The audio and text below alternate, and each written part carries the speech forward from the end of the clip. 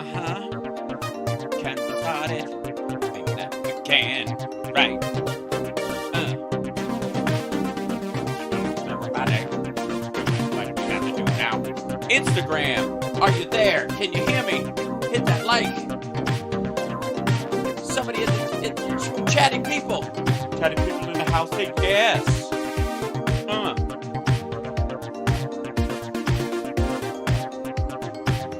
8, 7, 6. We're getting so close. We're getting so close. 3 and 2 and 1. Hey, look at that. Welcome to the show, everybody. How are you? Hi. How's it going? What's happening? Mic's on. Everything's fine. I see audio. Not overmodulated. It's all right. Fingers crossed. We hope. I got to say, something's wonky with my audio setup lately. The little beacon mixer thing that's right there. The screen has a tendency to go dark. It's at certain moments. It's very strange. All right, I'm turning the audio up a bit. Hopefully that's not too much. Hello. Yes, it got me peeking, and I don't want to do that. All right. So, yeah, fingers crossed. We'll be all right. Hope everybody's well. What's happening? All right. Good to see you. FM. No static at all. That's right, everybody now. No static at all. That's a little ridiculous. It's okay though. I think it's all right. We kind of gotta be ridiculous. I'm glad you like the jacket. Thank you. I was hesitant to wear it on the air because as much as I'm in Nerd Halen, few understand just how superhero nerdy I can truly be. I mean, really. I mean, honestly. And I think over the next year, I've just got to let that freak flag fly a little bit more freely. Let your freak flag fly. Fuck, say that 10 times fast. And you can be an actor. Yeah, it's a good time. Hi, Bethany. Hi, Aaron. What's going on? Hype train up there in the Twitch world. Thank you guys so much. Look at that, becoming members, people joining, doing the thing. It's very exciting. So, there has been a lot of talk lately about how Joe Biden's too old to be president and this whole fluffle, blah, blah, blah. I got news for you. Ain't going to be a talking point in 3 weeks, so I don't care. I swear to God. Like, there's so much of this shit. Oh, thank you so much. Tip jar is a bit weird. Is it a bit weird? Oh, yeah, it's frozen. Look at that. It hasn't been working very well. Thank you, KT Mary, sending big blue wave vibes from Australia. Well, thank you. Oh, I appreciate it. Oh, I got to say, I love a lot of the programming and television and, movies that come out of there. Oh, I got to say. House Parks and Drag looks like Barbara Streisand. I have a bit of a funny girl look. Yeah, and only because they dyed my hair blonde for that. And my eyebrows. If you'll notice, in that still, my eyebrows are bleached, which was a big endeavor. Because we did a test where they put, like, stuff over them, but they looked all funky and too fake. So we bleached them, and then we had to dye them black to go back to normal. And when that happened, when we dyed them back, if you look at the episode where I'm in drag, you can tell which scenes were shot before and after because, Jesus, my eyebrows are black. Like, they're normally pretty dark. My facial hair is darker than my hair. That's not that uncommon. But my eyebrows were like, kapow! So, if you go back and watch that episode, it's a good one. And by the way, you're right. I do look foxy in drag. You're going to have weird feelings, and it's going to be okay. Just want you to know that. Thank you, Jonna. Also, yes, totally Sharpie black. Absolutely. But it was like it was a big endeavor. There's all this, like, when you change your look when you're filming something in the middle of doing it, either they have to change your hair or they have to put a temporary tattoo that might last a few days and you got to film the next day and you don't have the thing and blah, blah, blah. Like, there are meetings about it. You and the producer and the makeup and hair people will have a sit down and you'll have this, they'll corral you about it. It's fantastic. It becomes such a thing.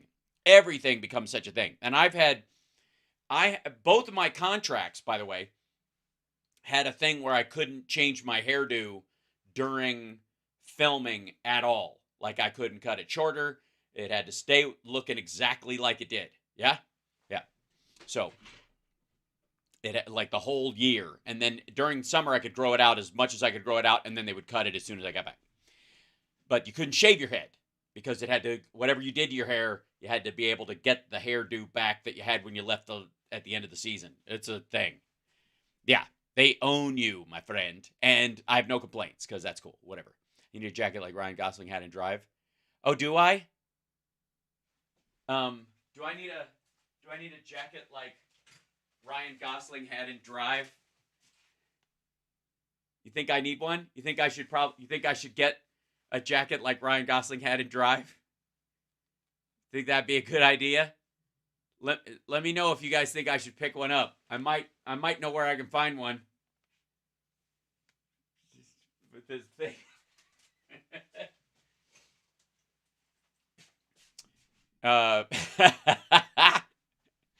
So yeah. Of course, right? Yeah. All right, so let's get going. All right, a couple things. I've got a bunch of clips, and I love the movie Drive too. It's fantastic, hence the jacket, which nobody gets. So that's one of the jackets you can wear around, and not everybody knows. Okay, now we've got your normal blather. Let me show you something. We got a bunch of this bullshit, obviously, which will be hilarious. We got Chip Roy, bitch about stuff is available, absolutely. But we got a couple of things, clips-wise, I gotta say, that are next level fucked up. This would be one of them. This is, yeah. I don't even know how to wrap my... fucking Paul Manafort is on Laura Ingraham's show. And remember, this is the guy whose daughters won't talk to him ever again because he hired guys off Craigslist to sexually abuse his mentally challenged wife because she had a head injury in a car accident, and she was only half there from that point on. So he would have multiple men have sex with her while he watched in a corner. He's also the guy who dreamt up, putting snipers in the towers on Euromaidan in 2014. And having agents provocateurs start shit in the crowd and then bug out so that the snipers would have an excuse to kill civilians. And Laura Ingraham is having this disgusting motherfucker on her show. Now, speaking of disgusting motherfuckers, he kind of qualifies. This bitch, we gotta talk about him. This is Tucker Carlson, and Tucker Carlson is doing interviews after his interview. So he's post gaming his Putin thing. We're not gonna do the whole thing because this is on one of those channels where they put something on a loop and they just play it and play it and play it, right? And so what's good about it is that he's not getting any money from it. It's not showing up on his channel. I usually watch his shit on the people who poach what he does and put it on their channel because that said, can we just let's see if there's a better shot of this. Yeah. It's a better angle on this shit. I guess as close we're going to get. Yeah, I mean, basically that. All right. Can anybody point out to me what the big Alex Jones red flag in this fucking thing would be? This dude is talking at this, I don't know, this gathering that's called World Government Summit. Seriously, is there no standard whatsoever? Are we just blowing that shit off entirely? We're just gonna, apparently the Tucker Carlsons, the Alex Jones of the world, they could literally go to New World Order Fest and nobody gives a rat fuck. Right? Especially this shit. World Government Summit? The fuck out of here. Can you imagine if any member of the Rachel Maddow spoke at the World Government Summit, the reaction that they would have? Good, yeah, the globalists. So, seriously, okay. Listen to this. By the way, most of this interview he goes on for a long time, and it's a lot of blather, and it's as arrogant and stupid as you would think it is.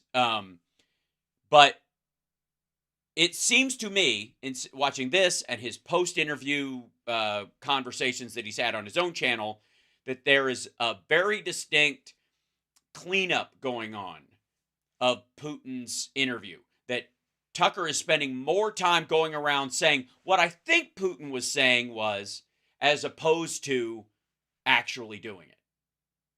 Actually playing it. Actually, like, let's play the clip. This is what he actually said. Yeah, that's what he said. No, what he meant, what it felt like he was saying was, he's doing a lot of that shit. So I'll show you what I mean. Here we go. Thank you very much for asking me, and thank you very much for having us here, one of my favorite countries in the world. I'll start in reverse order. Why now? By the way, I'm not, let's see. Do we know where this takes place? I don't know necessarily. I love it. Tucker Carlson joins World Government Summit. That's it. Okay. Let's just, yeah. Now, well, I've been trying for 3 years to do this interview. The U.S. government prevented me from doing it.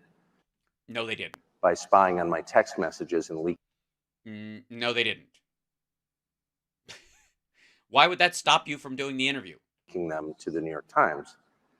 Why would that stop you from doing the interview? Why would the New York Times, knowing you announced this before you went?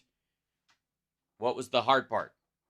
The when? Was it too soon? Was that what it was? Like they just discovered Bucha and the bodies and the victims and the shallow graves and all that shit. And Fox was like, wait 6 months. If you're still working here, maybe. And that spooked the Russian government into canceling the interview. So I didn't realize. Okay, so it's not really about our government. It's the fact that the Russians are chicken shit. I see. It was in Dubai. Of course it was. Trying to do this, but my country's intel services were working against me illegally.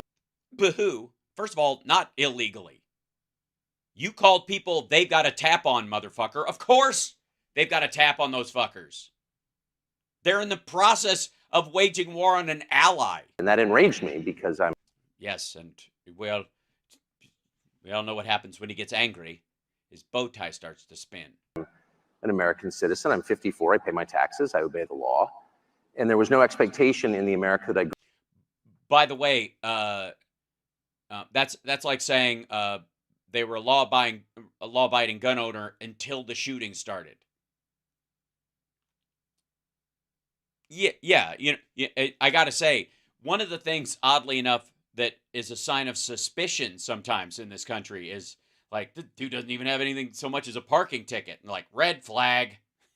Grew up in, that my government and its intel services, NSA and CIA, which were always outwardly focused on our foreign enemies. Which they are, which is why they got your messages, because they were picked up because of who you were talking to get the interview, not that you were trying to get the interview. You realize they don't give a rat fuck if you called Putin's press office. It's the personal connection. Would be turned inward against American citizens. They're not. Here, I'll give you a great fucking example. You ever done an interview with Alex Jones? Alex Jones, the guy with the biggest globalist target on his back, the man who's fighting the overlords, the lizard baby-eating monsters, the demonic forces that are trying to, the fucking crisis actors and all that. Like that guy who the entire world's globalist New World Order would love to kill, but they just can't manage to find his fat ass in a fucking office park outside of Austin. That guy, did they, considering, he's an enemy of the people, but for the people, of the people, and by the people, he's an enemy of the people, for the people, by the people. Do you know she didn't have a problem with when you called him? Even though he says the deep state worldwide is out to fucking get him. Did you notice that they didn't spy on those fucking phone calls? They didn't leak those fucking, they don't care. Meanwhile, Putin knew that you applied to be a part of the CIA and sprung that on you as basically flicking your fucking nose in the middle of the interview. And I'm shocked by that, and I'm infuriated by that. Yes, we can tell you're furious. Your copycat Rachel Maddow haircut starts to droop whenever you get angry. And so once I discovered that that was happening, and I confirmed it was happening, and they admitted that they did it. Now, by the way, it's a little bit rude because, in all fairness to Tucker Carlson, um, with his voice and his face and his kind of rich boy nature, you honestly can't tell when he's mad sometimes because it's all like squirrely and impotent. You know what I mean? All of his emotions come across as kind of pitiful and defensive. You know what I mean? So he has to say when he's angry or enraged because how would we know? Then I was totally determined, monomaniacally dedicated to doing this interview, not simply because I want to know, but also I needed the hits on the network, or Elon was going to stop financing my little Tucker Carlson network thing. What Vladimir Putin is like and what he thinks about a war that is resetting the world and really gravely damaging my country's economy. No, it isn't. Well, okay, hold on. He might be right. There might be a grain of truth in this, but only because he might regard Russia as his country more than the United States. When he says it's damaging my country, he might mean we assume for a second, as you would, that he means America. I think that's a mistake. But also because they told me I couldn't on the basis of illegitimate means. No, they didn't. No, they didn't.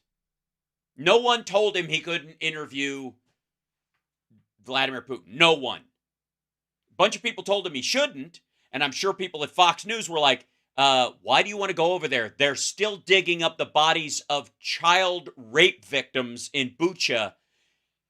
It's not a good time. And for no really clearly stated justification, and I thought that can't stand. Well, one of the reasons this aggression will not stand, man. And I don't.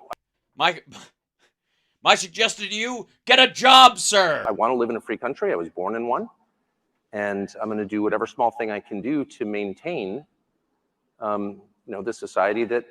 Are we all supposed to be humming the national anthem right now? I feel like I'm a little late to it. Because it's the seething patriotism that I appreciate. Okay, sir. I love. You are known to be pro an idiot Republican Party, right wing of Republican Party. This is what they claim. They said first you've been a Democrat That's and not then true. became a Republican. Okay. Or you are known to be pro-Trump, anti-Biden. What is truthful in this? And you went to Putin because you are pro-Trump and anti-Biden? Yeah. Well, and again, I don't even think he's pro-Trump. I think he's out for himself. That's it. He's a troll. I mean, my views are not very interesting. Broken clock moment. I'm not sure how I'd characterize them. They're changing as quickly as the world itself is changing. Oh, you mean you don't have any deep ethics? You're really just a fucking gadfly, and you'll fake whatever opinion will push you to the front of the line or get you popularity, fame, or money. Yeah, we know. And as a matter of principle, I think that, that your views as a matter of principle, I don't have any. Should change when the evidence changes, and assumptions that you had in the past are proven wrong. That has happened to me virtually every month of my life. If you pay close enough attention, you can rate your own performance, just as if you're betting on sports. No. If your opinions about life change every month, you're a fucking mental goldfish. What he's doing, what this man is describing it to, and a contrarian would be a nice way of putting that, chat room. I've seen somebody just called him a contrarian. No, contrarian is the business model. It's not actually what it's based on. He's literally, he's just a fucking goldfish. He's just back and forth, waiting for the flecks to come in, from the top of the water and not remembering where they were last time. Oh, I lost that one. And when it turns out that the things you thought were true were lies. Oh, you mean like Trump's a businessman and he's rich and that he barely knew Jeffrey Epstein and He was going to get an infrastructure bill passed, and the wall would make the border better. You should admit it. So what are my views? I'm not certain. Tell the truth is my main view. And I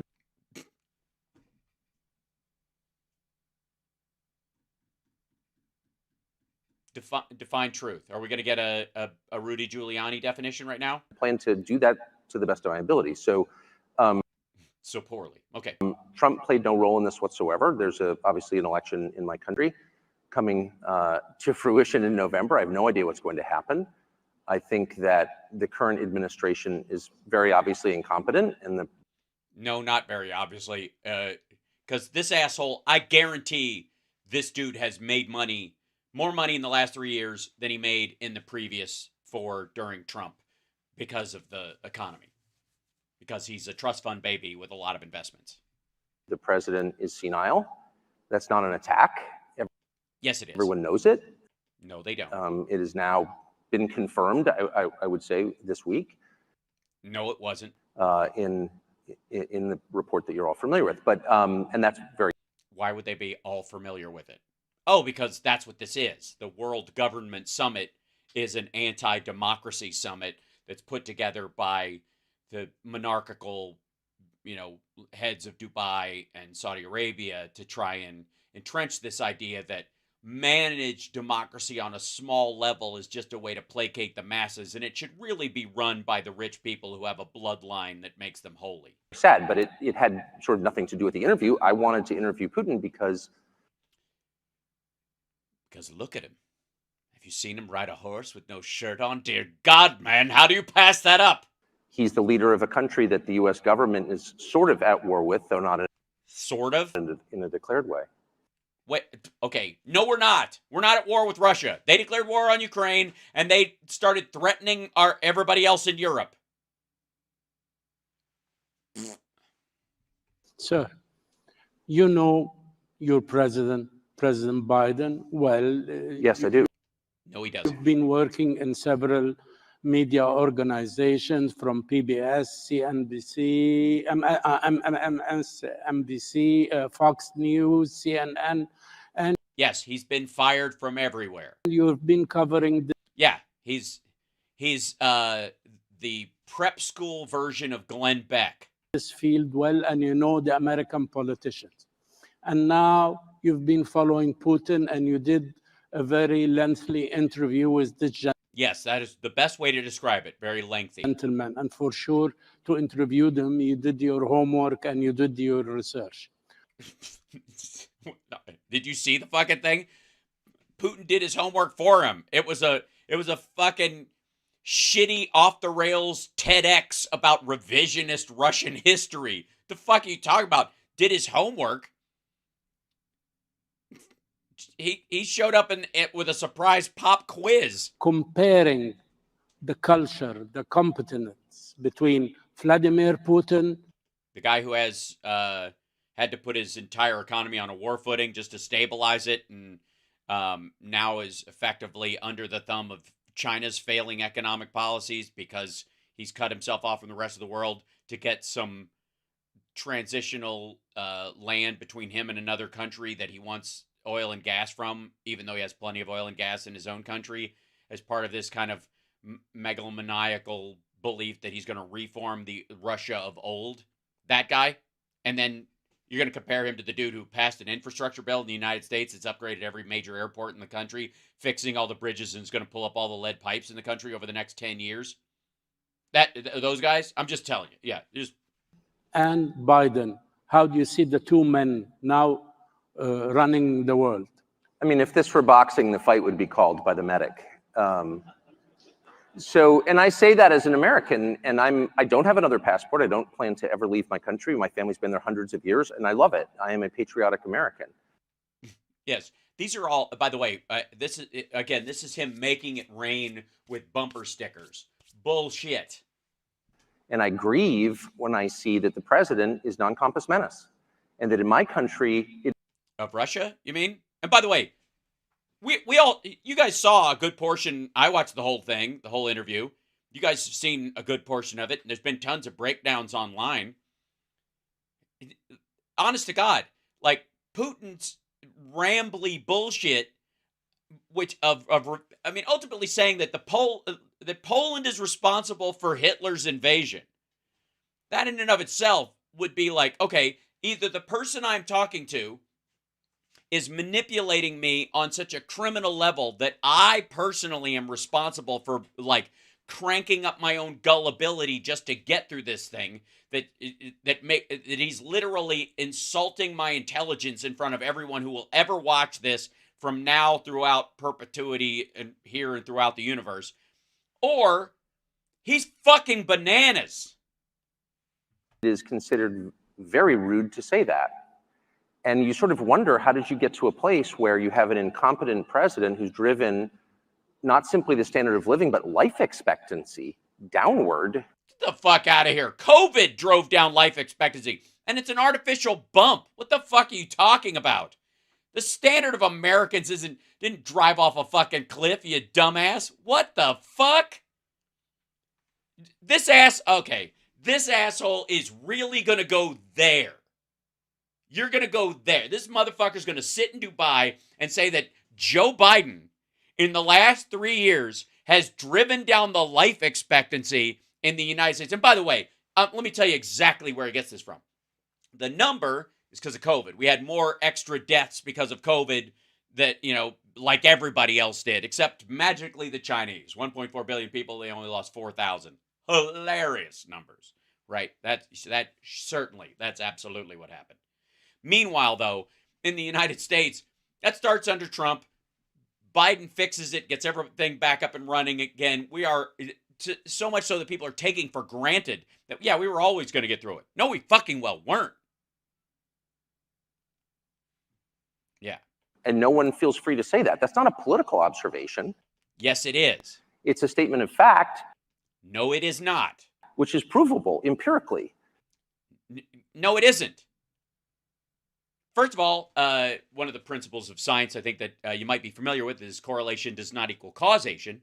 And the idea that just because you put a new cop on a corner that's had a history of traffic accidents, and before they change how the lights go, there are 2 more accidents. So he's responsible for a 200% rise in accidents since he showed up because there weren't any the day he arrived. That kind of statistical, and where like clearly the reason these people it's not because people are running red lights. It's not because the light timing is fucked up. It's not because of visibility. It's because of this dude who's standing here at the time. That's the correlation he's making. And the most radicalizing thing I would just say for me in the 8 days I spent in Moscow was not simply the leader of the country, who of course is impressive. It's the largest landmass in the world. Who gives a fuck if it's the largest landmass? What the fuck are you talking about? It's like saying, of course it's an impressive island. There's more water around it than almost any continent. Who gives a shit? Are you nuts? And it's wildly diverse, linguistically, culturally, religiously. It's hard to run a country like that for 24 years, whether you like it or not.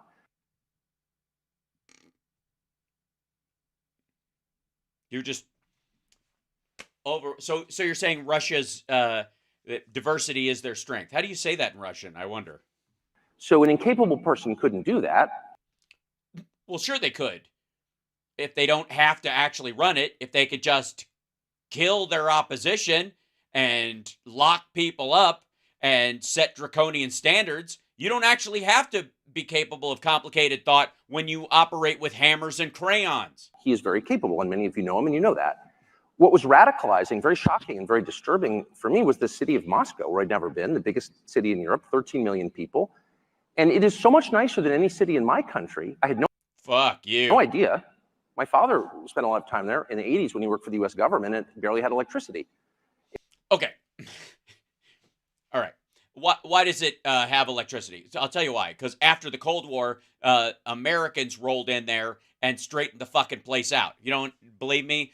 Take a look at Singapore right now. Now, real quick. Jesus Christ, this motherfucker. I'm going to grab something. Actually, you know what? It's Telegram. That's what I want to show you. Hold on. By the way, I didn't get to say a hi, chat room. How are you?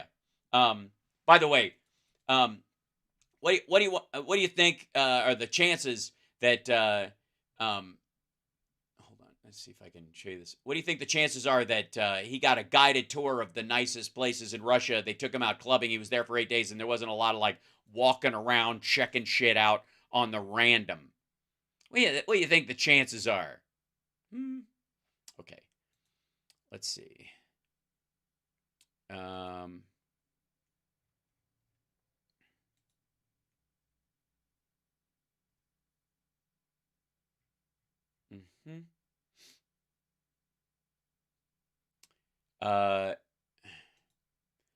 This is from a Russian Telegram channel that's like called basically like "What's Up Moscow." Tucker Carlson flew away, but his security detail remained. Where is it? Da-da-da. Elevators broke down the Federation Tower in Moscow City, so everybody has to walk. This is the 31-year-old snatched the phone from the hands of a teenage girl right before the doors of the metro left. There's this. I have to be careful what I scroll through because sometimes, there you go. Moscow hooligans who scalped a passerby in summer because of his dyed hair received 3.5 years in prison. This guy had died like the anti-gay hate crime, basically, which is again what there you go.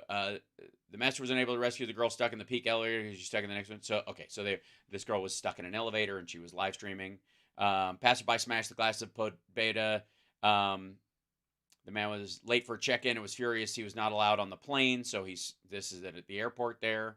2 men robbed a 13-year-old teenager at a bus stop in Balmskaya. There's people. And that's the giant fish. And I have to be. Oh, there's a dude. There you go. I mean, granted, we don't get to see a lot of this in the United States because you know why? Because we don't have freedom. That's why. Fraudsters began hacking messenger accounts and stealing voice messages. Then, with the help of neural networks, they rework the voices and create new ones, which they use to deceive people and to basically say people are kidnapped. That's one of the other things. Here's a lady on the. Okay, here's a blogger who tickled the motherland. It was placed in a pretrial detention. She faces up to 5 years for saying that Ukrainians aren't Nazis. You know, freedom.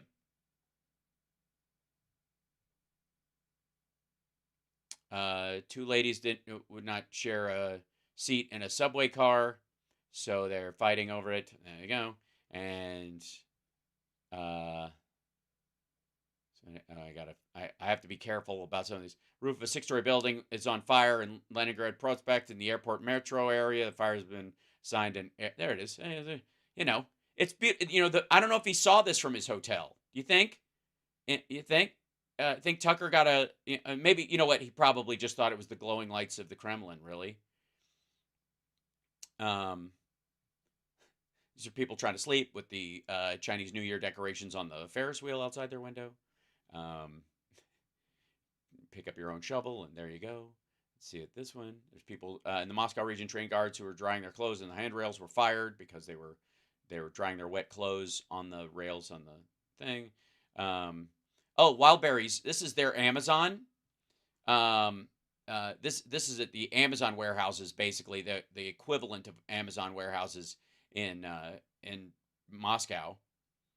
Where the workers got into a fight with security personnel and a fight broke out. Yeah, it's a good time. Just smashing the shit and knocking stuff over. It's great. You know, there's a thing. A man was saved from jumping from a bridge on the highway. That was nice. There's a guy came over and just grabbed the dude because he was about to commit suicide. I'm sure they did that. There's like this cleanup thing. You know,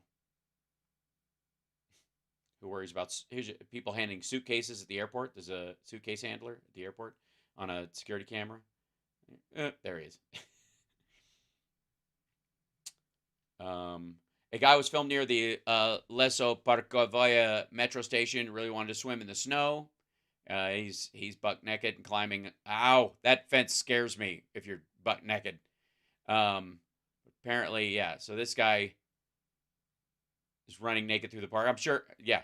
You know, it's all the stuff that I'm sure on Volchky Boulevard there was a fire broke out of a 5-story parking garage. this lady's car just started rolling into a neighbor's car. Showed the accident was caused by dogs because they chewed the brake lines under her car. Moscow, a unique person was detained who ordered a batch of lyrics weighing 200 from Kazakhstan. Suspicious cargo arrived from Kazakhstan in a truck filled with clothes, household chemicals. Established in Moscow, where he admitted that he planned to sell the substance. Oh, batch of lyrics? I guess that's a slang for drugs. There's a guy with a tank on the back of his thing. Oh, these are the guys who get electrocuted on top of the train. I can't show you this because they've had a big thing in Moscow recently where these guys have gotten they climb on top of the trains, the L trains, and they're electrical. They connect to the top. They're not on the electricity isn't in the tracks like they are over here. And so these guys ride along the top and then they touch the wire and they get cooked. And yeah. But I'm sure Tucker saw all that. Now it is so much cleaner and safer and prettier aesthetically. Yeah, aesthetically. I mean, as long as you don't go inside, or they keep you away from the ugly parts. It's architecture. It's food. It's service. It's service. It's almost as if I was a flattered guest. In any country, city in the United States, that you have to. Bullshit. And this is non-ideological. How did that happen? How did that happen? And at a certain point, I don't think the average person cares as much about abstractions as about the concrete reality of his life. And if you can't use your subway, for example, as many people are. Oh, well, I mean, obviously, yeah, the people in Russia can use the subway. You know, they just get electrocuted and die in the process. Oh, I can't even show this one. Broke into someone else's apartment because the dog was barking and bothering him. The owners were not home. He beat the dog, put it in a bag, threw it in another entrance of the house. Carrying people took the animal to the clinic, found the owners, and opened a criminal case against the neighbor. Here's the this is probably the view he's talking about. This is the residents took revenge on a BMW who blocked the exit to the parking garage by sticking dildos all over his car, which I was amazed that every neighbor had one and had the same model. That's the this is the other Butovo Escort. This is the I'm sure he saw these too, like the mountain goats walking around. Yeah, in the area. There's a birth simulator. You imagine the happy face of the car owners. So this guy's blowing snow onto the cars that are parking there. There's a guy sleeping on, yeah. I mean, you got to give him a break. Their subway is so relaxing, you could fall asleep on the fucking thing. Anyways, you guys get the point. He's just blowing fucking smoke up Putin's ass that whole time. It's like 2 hours of this motherfucker doing that shit. And here's the key reason, and this is the takeaway, I think, of all takeaways in this. The reason he's doing that, the reason he went to Dubai and he talked at this World Control Summit, or what have you, the reason he did that was because the interview was actually ass. If it was any good, it would speak for itself. See how I'm always able to put a silver lining on stuff? Because it's true. Now, this next one's going to upset me. I just know it. I'm already, this motherfucker, I'm already feeling it.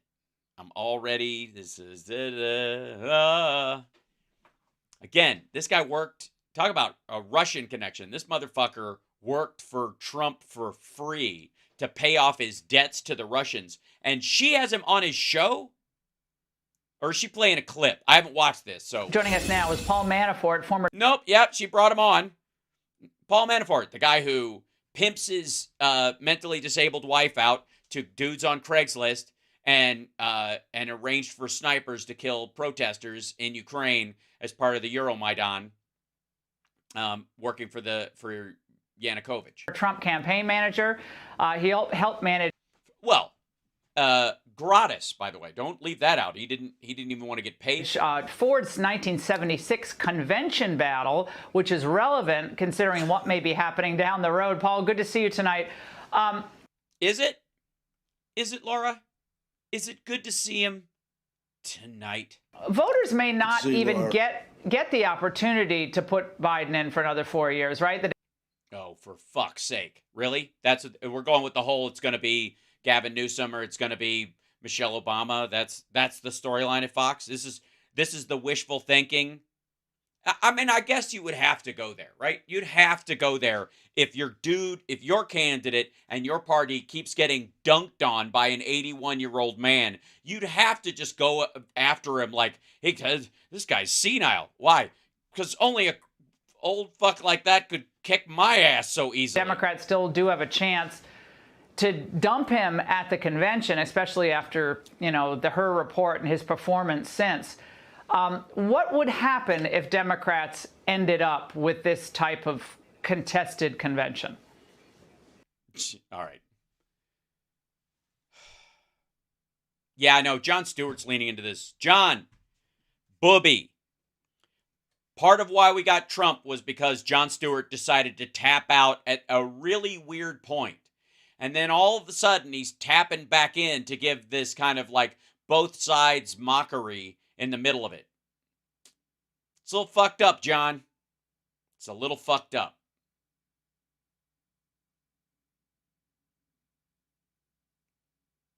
The timing is curious.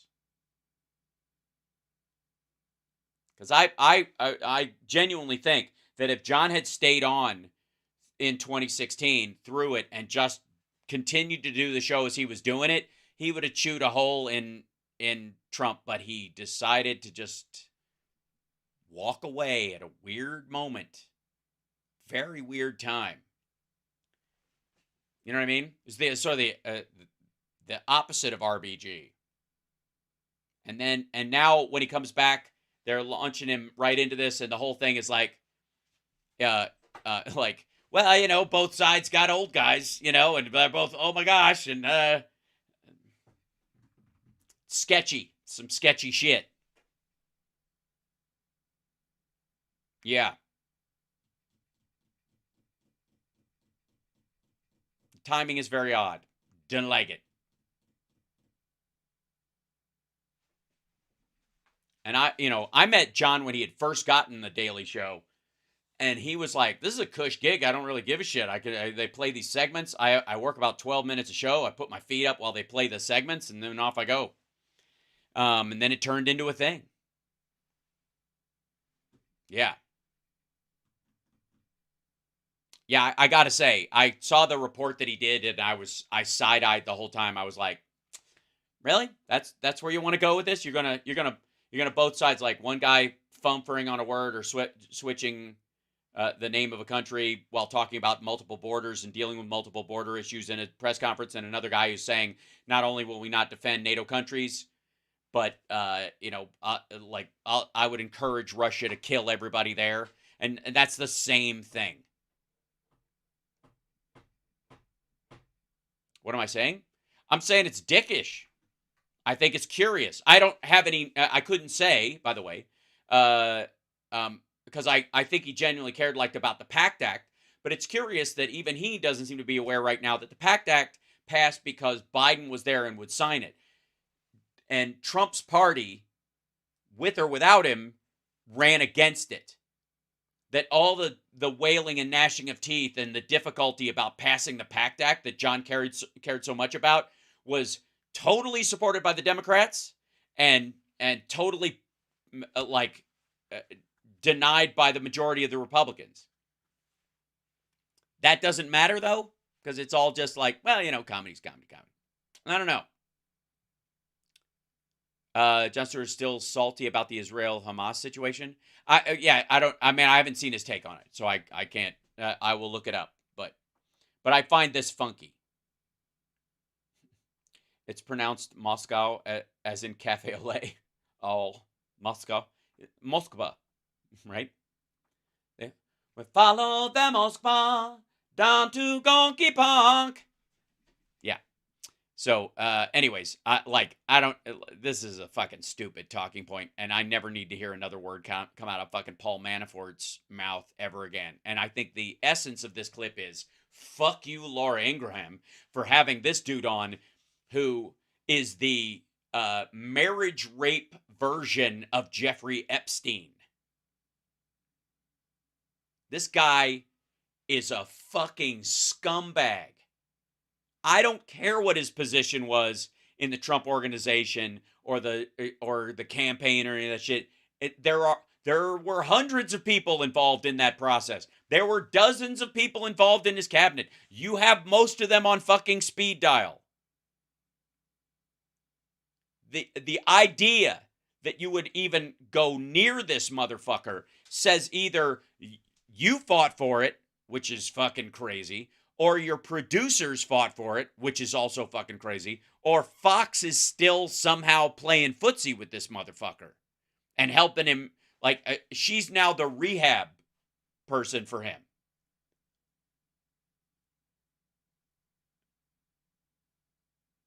Yeah, just like that fucking gross. Ugh.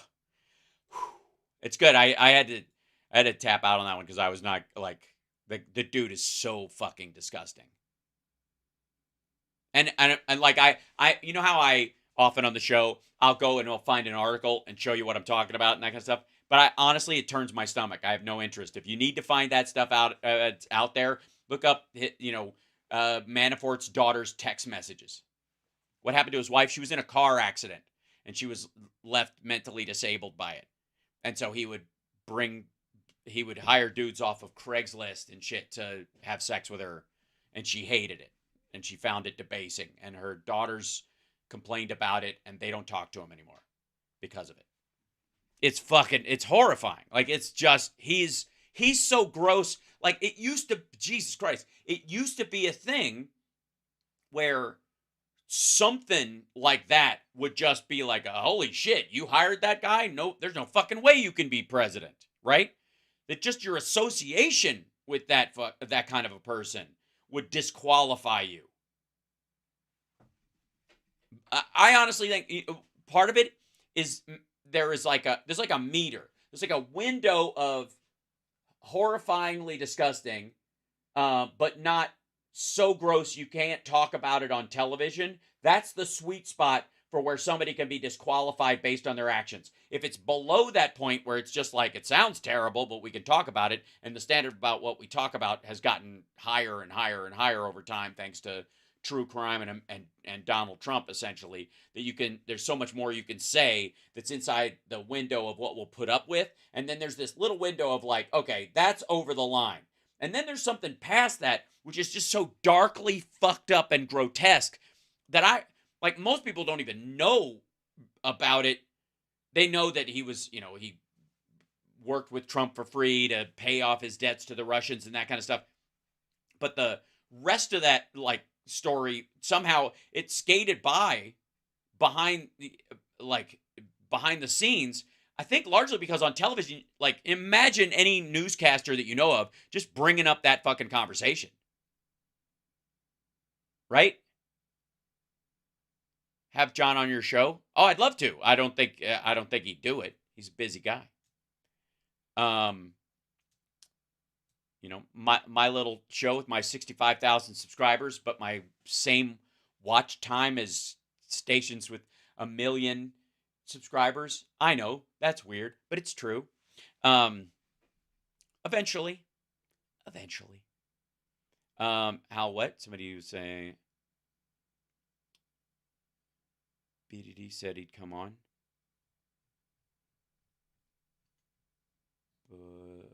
BDD. I'm blitzing on the initials, beg your pardon, right now. Anyways, shall we? Let's jump in. Let's get some silly on. Let's get our silly on. Because, ladies and gentlemen, the hardest part about a smoking gun is keeping it lit. I'm just saying. It's a difficult thing. Right? Yeah. Oh, Brooklyn Dad Defiant. Oh, awesome. Yes, that'd be awesome. I would love that. Andrea can probably set that up for us. That'd be lovely. Yeah. The hardest part. Well, that title ain't fitting on a thumbnail. There you go.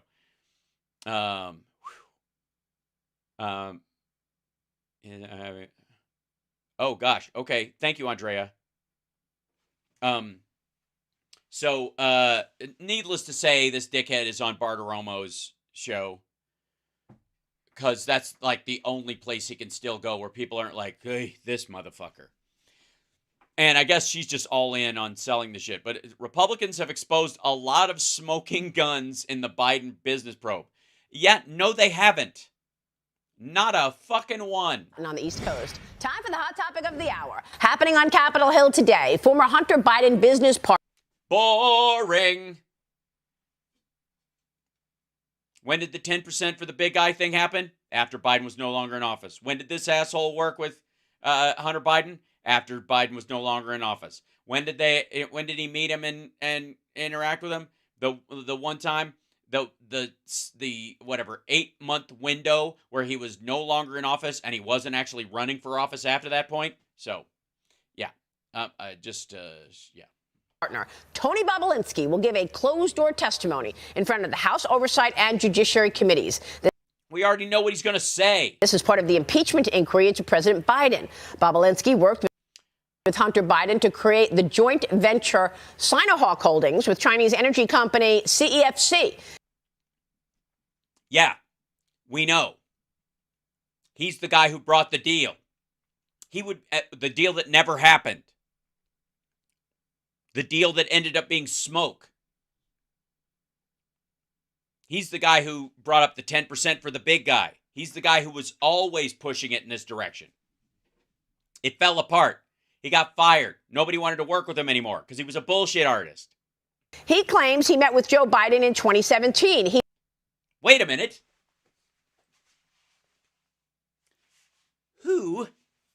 Let's see. Who was president in 2017? Who was president in 2017? He told me he met with Biden many times. And I don't care how many times he met with him after he was out of office and before he was back in office.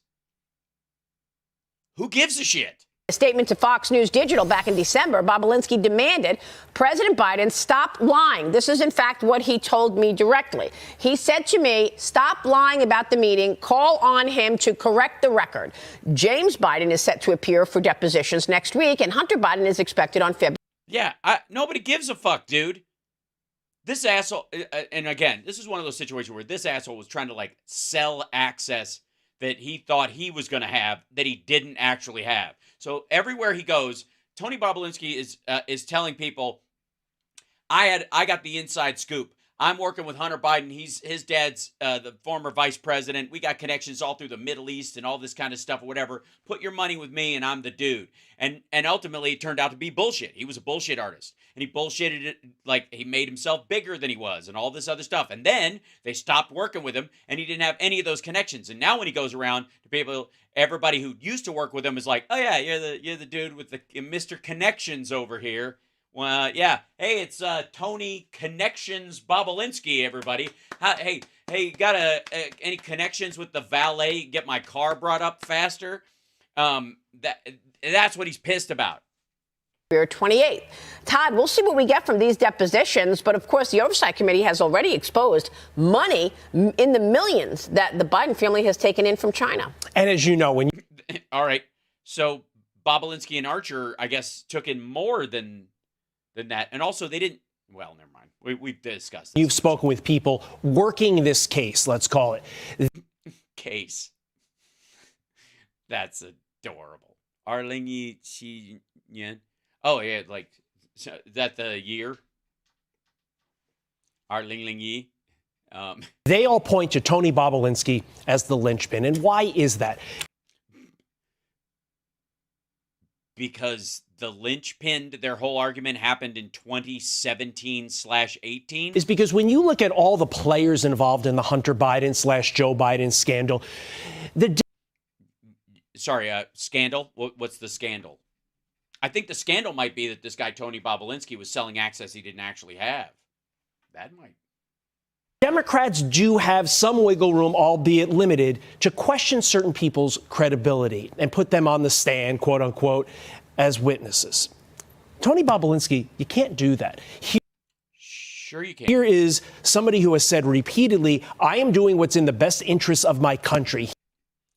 So Tucker Carlson says that, and he's an asshole.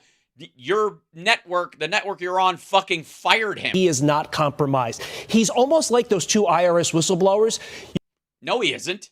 They took an oath. You could say, like, what was your motivation for coming forward? What was in it for you? Because everybody knows he was lying about the access that he had, and so now he has to say, I did have access there. They offered me access. I wasn't selling bullshit. They bullshitted me. I wasn't a liar. I was just gullible. And I was gullible because of because the vice president was the former vice president was a huge business opportunity for me. Nobody can figure out why, but sure. Nothing in it for those two whistleblowers. There's nothing. Sure it was.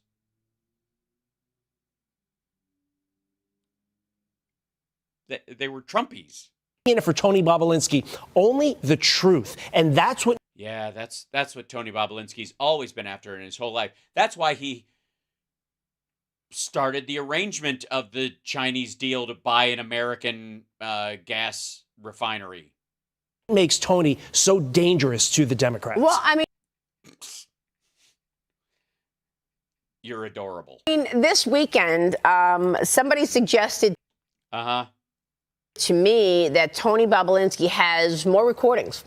And he's got an on tape of him actually talking with President Biden, then Vice President Biden, about various deals that they were going to do. So we'll see if he actually...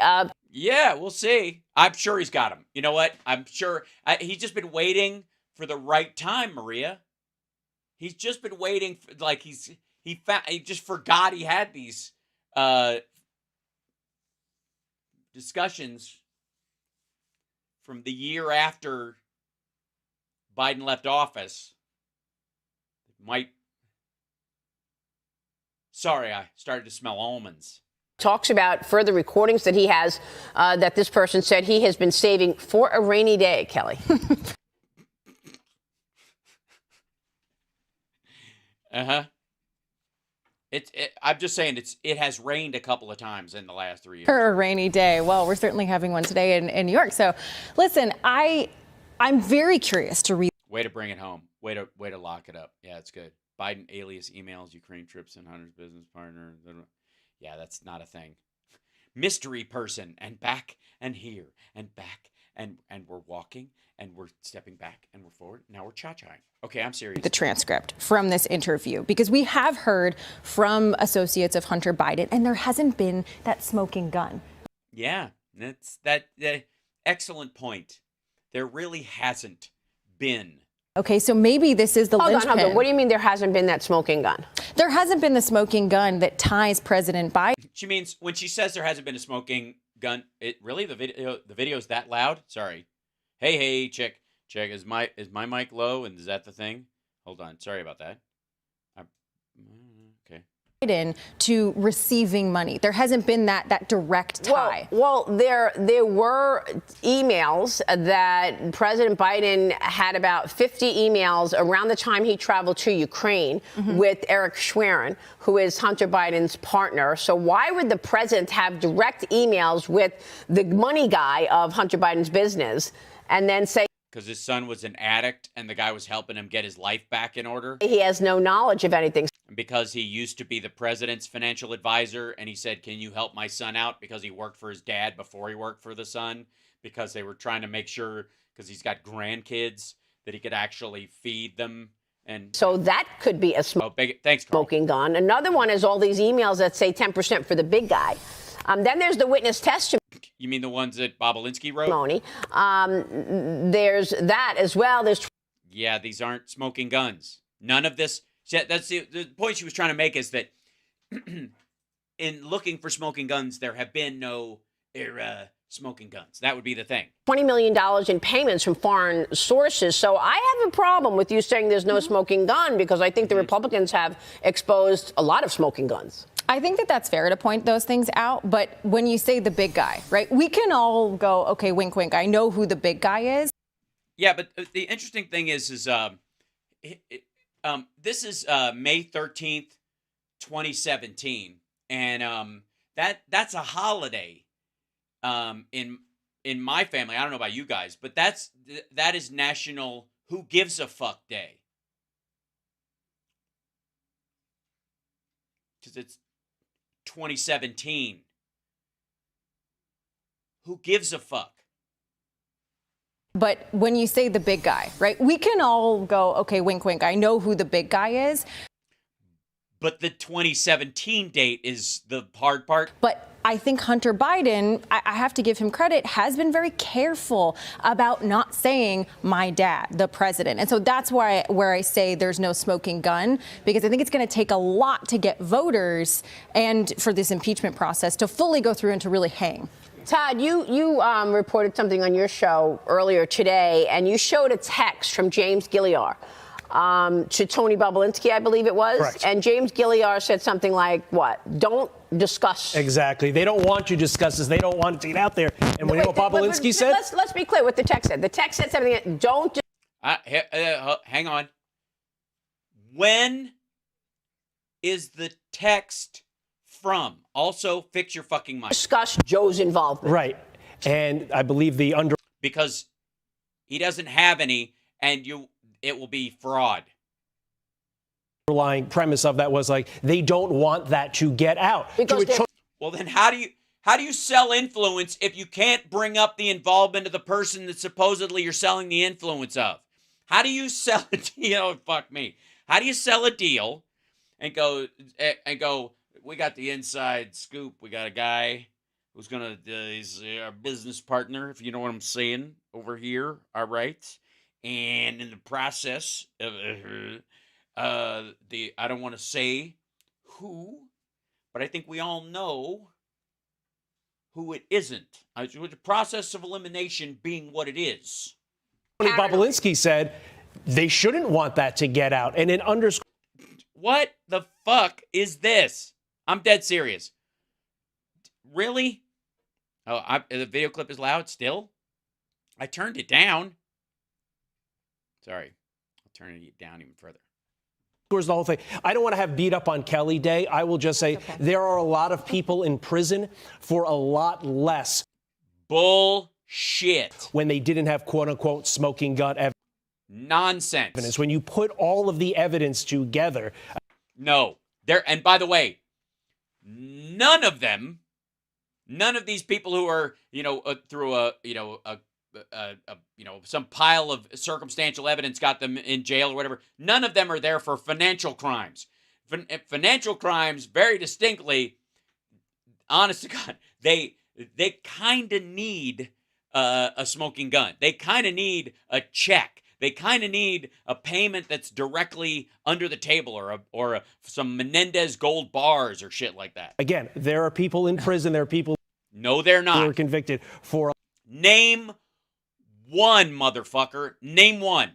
This is Fox Business. You don't think somebody on that panel can't think of a high-value target that was taken out by the Justice Department for financial crimes that's in jail because of, without any specific financial crime, tied to them. I mean, arguably, Trump's getting a fucking pass. He's just going to lose his business license and pay a fine. A lot less. You mean like Weisselberg? And so, yes, we all want this actual smoking gun. Yeah, but there isn't one to be had. To use a Boston word, irregardless, you don't need it. There's enough here in. Yeah, you do. My estimation, and I'm done beating up on Kelly. Do you think that's it? I do. It's what the Democrats keep saying and the media keeps saying that there's no smoking gun, despite the fact that every day James Comer comes on this program. In fact, I spoke with James Comer on Sunday Morning Futures. Let's hear from the chairman of the Oversight Committee. Here's what he. Yeah, because God knows he's always exciting and has new information that will. This takes the case into a whole new direction. He told me Sunday. We need to know exactly what the Chinese were paying the Biden family members for. And I think it was a deal to purchase a natural gas refinery. Never went through because the Chinese refused to set up a business inside the United States that would be subject to American business rules. And that's why it fell apart. And whenever you do a big deal like that, whenever the ball starts getting rolling so that everybody's not wasting their time or they don't get left holding the bag financially because they're setting up deals in their own country. You have to put some money in an account, and it sits there until it's dispersed after the deal either happens or doesn't happen. And that's exactly how this played out. This is not even weird. What I want to know is, what the fuck is with that piece of property your brother and you punted back and forth so you didn't have to pay taxes? We've seen now, with all the evidence that's played out, they weren't paying Hunter Biden for his brilliant mind. They sure as heck weren't paying Jim Biden for his brilliant mind. We want to know what the Chinese expected of the Bidens and what exactly the Biden... Well, there's a deal. You can see what actually happened. Delivered. Do you believe that Tony Bobulinski has more recordings of discussions that he had? Totally. Yeah. I mean, if 11 Labs is trustworthy, sure. That he's been holding on to for a rainy day? I don't know. That's something we'll find out. Yeah, I don't know. Who could say, really? Been treated very poorly by the Bidens. They've attacked him. Why? Because he's a creep and he's been selling access? Hold on one second. Yes? Chudley? Where'd you go? Hi? Can I help you? Hi? What are you doing? What are you doing? I'm doing a show. And you're out there, you're wailing. Do you need some help? Did you just go to the bathroom and you need a ride back upstairs because the basement floor is cold and on your little tootsies? Is that the problem? Is that the problem, Mama Judd? Is that it? One moment, please. All right, kiddo.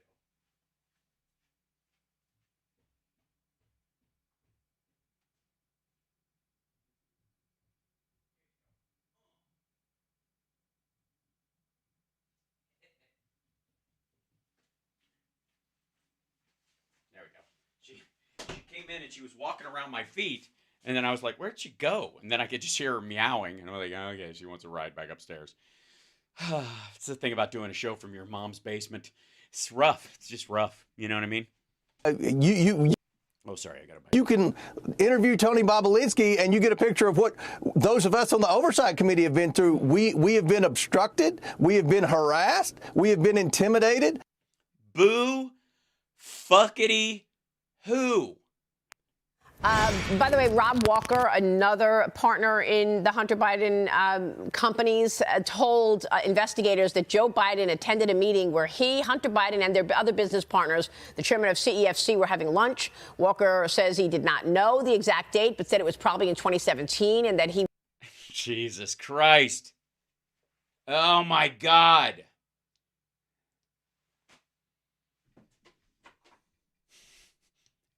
These guys always manage to find the 8-month window where he's no longer in office and he's not running at all. And just thread it right through here where he's just going to retire. He's just going to go into private business afterwards or whatever. Do business deals, help us out, whatever it is.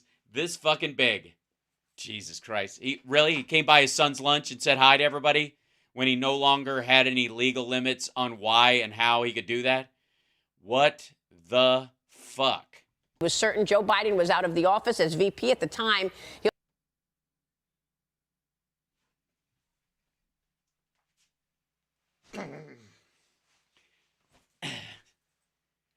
I'm fine. Maybe we could do something about it, you know? Build up our immune system. You know, a couple of push-ups and you never have to deal with James Comer ever again. He also said that Joe Biden was not there for the entire meeting, but the... He just brought the smoking gun and dropped it off. Jesus Christ. I wish the whole thing was like he just walked in and dropped a smoking gun on the table and went, check this shit out. This is what you get to do when you're VP, bitches. Thud. Purpose was to discuss ways we can work together. Hey, and he magically just leaves the meeting when they're talking about the important stuff. And I just think just the blatantness of like, how many people do you know deal with energy companies in China and Ukraine the way Hunter Biden does? It's just like it's all. You're kidding me, right? In front of our face, so blatant, the kind of influence peddling that's going on right now. And how do you peddle influence when you no longer have influence to peddle, dumb fuck? How? It just seems like we can't somehow, indict him for it. I don't understand it. Well, the House. Well, because there's no crime. There's no criminal activity. And ethically, he's in the clear too, because he was out of office and he wasn't running. There was nothing. You have nothing. It's fucking nothing. Jesus Christ. It's nice to know this has never changed. It's been 3.5 years of this shit. House Oversight Committee said that it can, quote, now confirm Joe Biden met with nearly every foreign national who funnels money to his son. Kelly. I mean, it is beat up on Kelly. Nearly? So, sorry, Biden met with chairman of Chinese energy firm Hunter did business with in 2017. Again,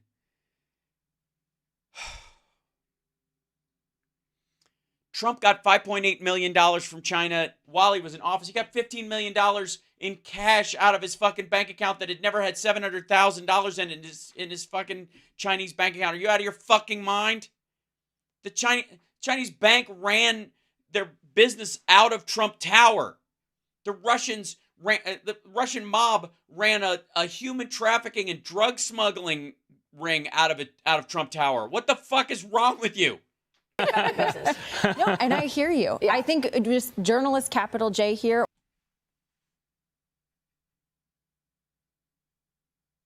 2017, the year of who gives a fuck. Or if I'm thinking of myself sitting in maybe a trial, right? There needs to be that incontrovertible evidence where I can say, well, I'm going to have to convict the president of the United States. I'm going to have to do this. And I think it just, to do that, I hear you, Todd, on the fact that there are so many people. Hunter Biden complained that he was paying all the bills for the family at one point. Yes. Yeah, that's a reference to the fact that his dad made him pay half of his salary while he was working at a fucking hot dog stand or whatever he was doing in college because he was living at home.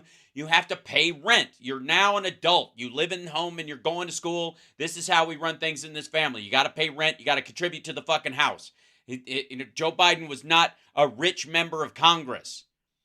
So his son had a job. Instead of paying it, getting an apartment, whatever, he was living at home. So you got to give half of what you're making from your job for that. I'll pay for your school. Your lodging is taken care of. You're fine, but you're gonna kick into the house. That's what he was talking about. He even like the whole family says this. This is so stupid. Also, how did these motherfuckers not know this? I mean, I guarantee she doesn't. I don't think she cares either way because again, this is still not evidence. Again, we're talking something that happened, like an argument that happened in the 90s, late 90s, early 2000s, maybe. But like these assholes have to have at least glanced at that, right? Hunter Biden's paying all the bills. Okay.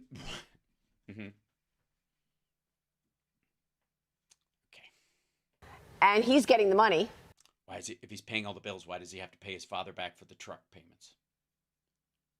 Why did he have to pay back the truck payments? Because why?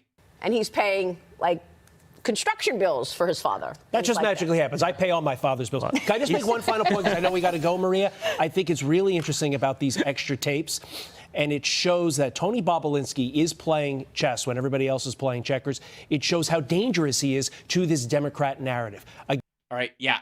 Again, this is this guy's favorite word, that somehow Bobulinski is dangerous to the whole thing. No, he isn't. He's not going to say anything new. There is no way he has recordings that he's been hanging on to this whole time just in fucking case that he didn't pull out years ago or last year or fucking the year before. Get the fuck out of here. Again, we haven't heard from Tony in a while following the 2020 election. He's a big deal. There's a reason he's on the Hill today. I don't think I can Yeah, because Comer thinks he makes it sound dirty, and he was part of the email exchange that said the big guy, because that's how he and the other dude talked about Joe. It's not how Hunter did. Score that enough. All right, we will leave it there. Todd, great to have you this morning. Thank you so much. Todd Pyro, we're just getting started this on the East. Yeah, that guy. I gotta have an online conversation with that fella. Because he can't be that dumb. Maybe he can. Maybe, yeah. You know what? I take it back. Of course he can. Of course he can be that dumb. By the way, you're watching Hal Sparks Mega Worldwide. Like, subscribe, give a thumbs up, support the show. If I may, Just for contrast, ladies and gentlemen, I present to you the President of the United States talking for real. Hold on. Let's see if this plays. Again, I'm going to make this statement, let it stand on its own. I'm not going to take any questions, but I'll be taking questions tomorrow and the next day. But I don't want anything to get in the way of the statement. To be very blunt about it. Not that you wouldn't just focus on the statement. Earlier this morning, the United States Senate, as you all know, voted overwhelmingly by a margin of 70 to 29 to move forward with the bipartisan national security bill. Now it moves to the House. And I urge Speaker Johnson to bring it to the floor immediately. Immediately.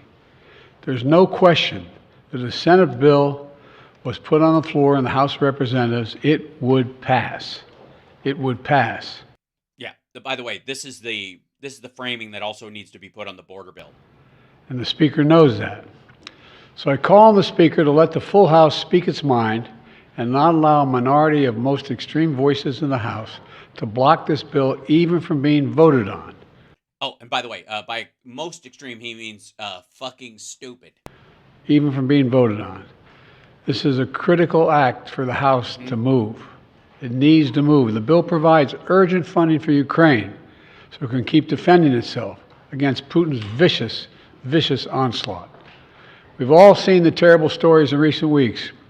Ukrainian soldiers out of artillery shells, Ukrainian units rationing rounds of ammunition to defend themselves, Ukrainian families worried that the next Russian strike will permanently plunge them into darkness or worse. This bipartisan bill sends a clear message to Ukrainians and to our partners and to our allies around the world. America can be trusted. America can be relied upon. And America stands up for freedom. We stand strong for our allies. We never bow down to anyone, and certainly not to Vladimir Putin. So let's get on with this. Remember, the United States pulled together a coalition of nearly 50 nations to support Ukraine. We unified NATO, expanded it. We can't walk away now. That's what Putin's betting on. He just flatly said that. Supporting this bill is standing up to Putin. Opposing it is playing into Putin's hands. As I've said before, the stakes in this fight extend far beyond Ukraine. If we don't stop Putin's appetite for power and control in Ukraine, he won't limit himself just to Ukraine. Right. And the cost for America and our allies and partners are going to rise. For Republicans in Congress who think they can oppose funding for Ukraine and not be held accountable, history is watching. History is watching. History is watching. Failure to support Ukraine at this critical moment will never be forgotten. I want to be clear about something, because I know it's important to the American people. While this bill sends military equipment to Ukraine, it spends the money right here in the United States of America. Yep. Places like Arizona, where the Patriot missiles are built, in Alabama, where the Javelin missiles are built, in Pennsylvania, Ohio, and Texas, where artillery shells are made. And the way Yeah, this is, by the way, one of the biggest things that isn't really discussed in all this is that all the aid that we're sending benefits a bunch of red states specifically, because that's where a lot of these things are made. And that's also why I think the Republicans are holding back, because when the people in their districts do well, even if they're not even, certainly the people who work at those factories know what they're making and where those things are going. They know they are either going directly to Ukraine or they are backfilling the ones that the Army and the Navy and the Air Force send to Ukraine, and therefore making sure we have enough, right? They're backing that up. They know that if those people are aware of this, but the people around them, the people who work in the restaurants and hotels and live venues and movie theaters and shopping malls and stuff, that when those people are making more money or they're doing better, they start spending that money out, and then people hear Donald Trump saying that the country's going to shit. It's harder to sell that. The way it works is we supply Ukraine with military equipment. Yeah. Sorry, I don't know why. Like the mic on this thing. Hold on one second. I'm gonna turn up my output gain just a touch, and hopefully I won't go into the peak of this. Too bad. It was just check 1, check 2. I don't want to blow everybody out, but it was going into the peak zone, and we were having issues with the, hey, check, see, that's where I get loud. I got to be careful. All right. From our stockpiles. And then we spend our money replenishing those stockpiles so our military has access to them. Stockpiles that are made right here in America by American workers. That not only supports American jobs and American communities, it allows us to invest in maintaining and strengthening our own defense manufacturing capacity. Right. By the way, I think that's the reason the Republicans are doing this, because they are trying to cut off that spending in these areas, these red state areas that are normally very jingoistic, very pro-America, because they want to make sure that those people are on their heels so that Donald Trump's message of the country's going to shit actually lands with them. Look, this bill meets our national security priorities in the Middle East as well, and includes greater support for our troops serving in the region, who continue to defend against militia attacks backed by Iran. It also provides Israel with what it needs to protect its people against a terrorist group like Hamas and Hezbollah and others. And it will provide life-saving humanitarian aid to the Palestinian people who desperately need food, water, and shelter. They need help. And finally, this bill includes critical funding for our national security priorities in Asia, because even as we focus on the conflicts in Gaza and Ukraine, we must not take our eye off our national security challenges in the Pacific. It's the responsibility of a great nation, and we are a great nation that the rest of the world looks to. And I mean that, the rest of the world looks to us. The stakes are already high for American security before this bill was passed in the Senate last night. But in recent days, those stakes have risen. And that's because the former president has set a dangerous and shockingly, frankly, un-American signal to the world. Just a few days ago, Trump gave an invitation to Putin to invade some of our allies, NATO allies. He said if an ally didn't spend enough money on defense, he would encourage Russia to, quote, do whatever the hell they want, end of quote. Can you imagine a former president of the United States saying that? The whole world heard it. The worst thing is he means it. No other president in our history has ever bowed down to a Russian dictator. Well, let me say this as clearly as I can. I never will. For God's sake, it's dumb, it's shameful, it's dangerous, it's un-American. When America gives us word, it means something. When we make a commitment, we keep it. And NATO is a sacred commitment. Donald Trump looks at this as if it's a burden. When he looks at NATO, he doesn't see the alliance that protects America and the world. He sees a protection racket. He doesn't understand that NATO is built on fundamental principles of freedom, security, and national sovereignty. Because for Trump, principles never matter.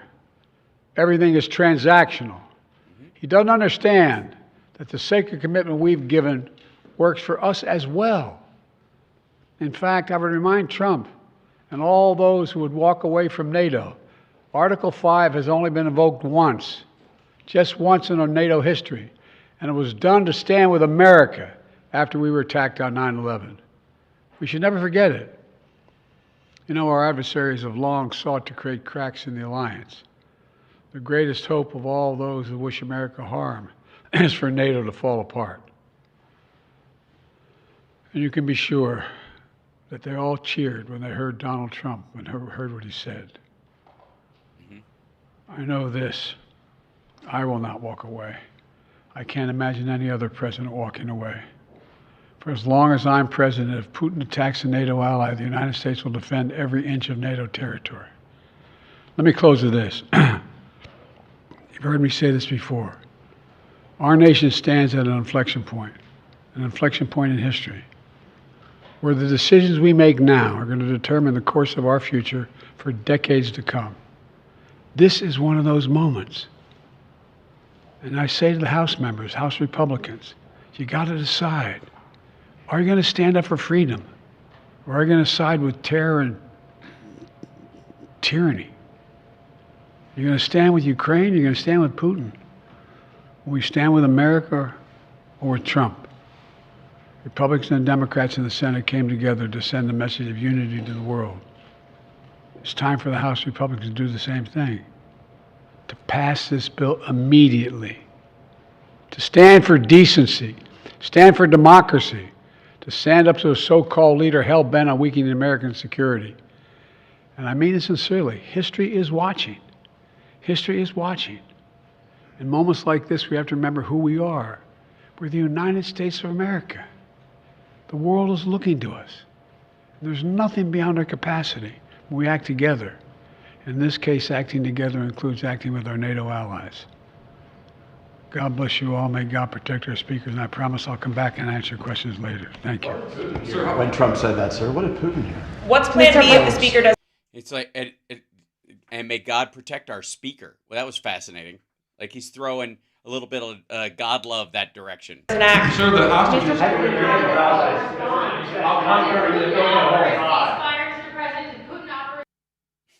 He's like, Mr. President, 95 questions about 6 different things, if we may, which is fine.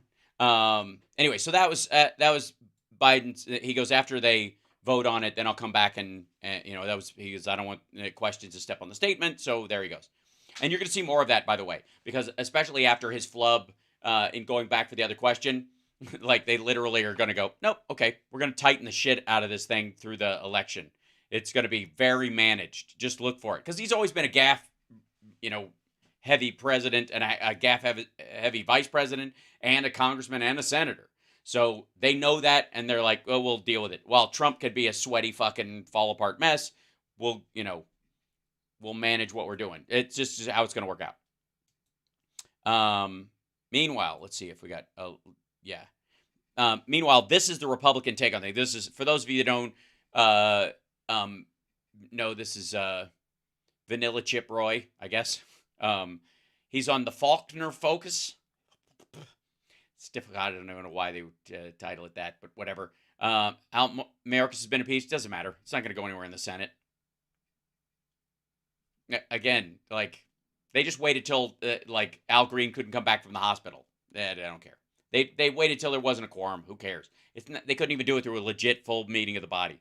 Meanwhile, they can't put this up for a vote. That's the hilarious part. Republican Congressman Chip Roy at the... Understand, they could bring a vote to the floor to impeach Mayorkas, but they couldn't bring a vote to the floor for the border bill. Great state of Texas, member of the Budget, Rules, and Judiciary Committees is in focus now. Good to see you. First of all, the bill, as I mentioned, had so many more billions of dollars, 3 times the amount for Ukraine than what originally was supposed to go for border security. Where are we now in terms... No. Okay, real quick, for those that are in the cheap seats, that includes you, Faulkner, and Chip Roy, the soy boy. We have an entire budget around the border. CPB has their own budget. Department of Homeland Security has their own budget. This would be supplemental. This would be on top of what's already being spent. This is in addition to the highest amount of money that's ever been spent on the border in our nation's history in the current budget. of it reaching the House? Well, first of all, I think I might submit a bill pretty soon that will rename Texas to Ukraine. Then maybe this administration and even senators will focus on securing the border of the United States. It might take that. I mean, look, I've never seen the nursing home known as the United States Senate work harder than when it comes to spending the American people's money for foreign wars. And it's weird. I'm sure they've never seen the House work so hard to scuttle what's effectively on a defense level chump change just to give Putin a fucking toehold. Our military budget is about $1 trillion, and yet you guys are that fucking hung up on spending on Ukraine because it's working, because Putin's getting his ass handed to him. That's what's going on here. And by the way, is there anything more cynical than having Republicans sitting around defending their votes to send $60 billion to Ukraine than saying that will help our defense industrial base, that will help American businesses? Since when do we have economic development that is being driven by funding war? You're kidding, right?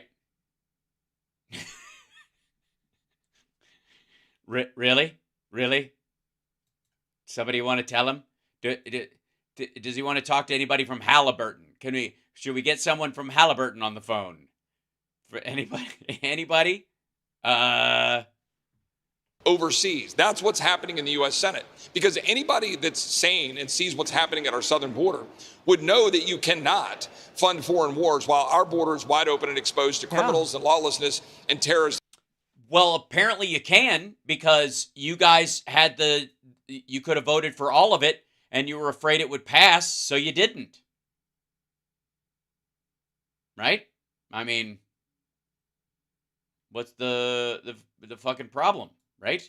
What could it possibly be? Yeah. That are coming across the border. We're still feeling it in Texas, even though, thanks to Governor Abbott and those that have been fighting down in Eagle Pass, most of the numbers are now fighting down in Eagle Pass. Fighting down in what? Wait. Well, you think Sarah Palin and Ted Nugent are responsible for the numbers? Not fucking Mayorkas and Blinken and Biden talking to Mexico and arranging with them.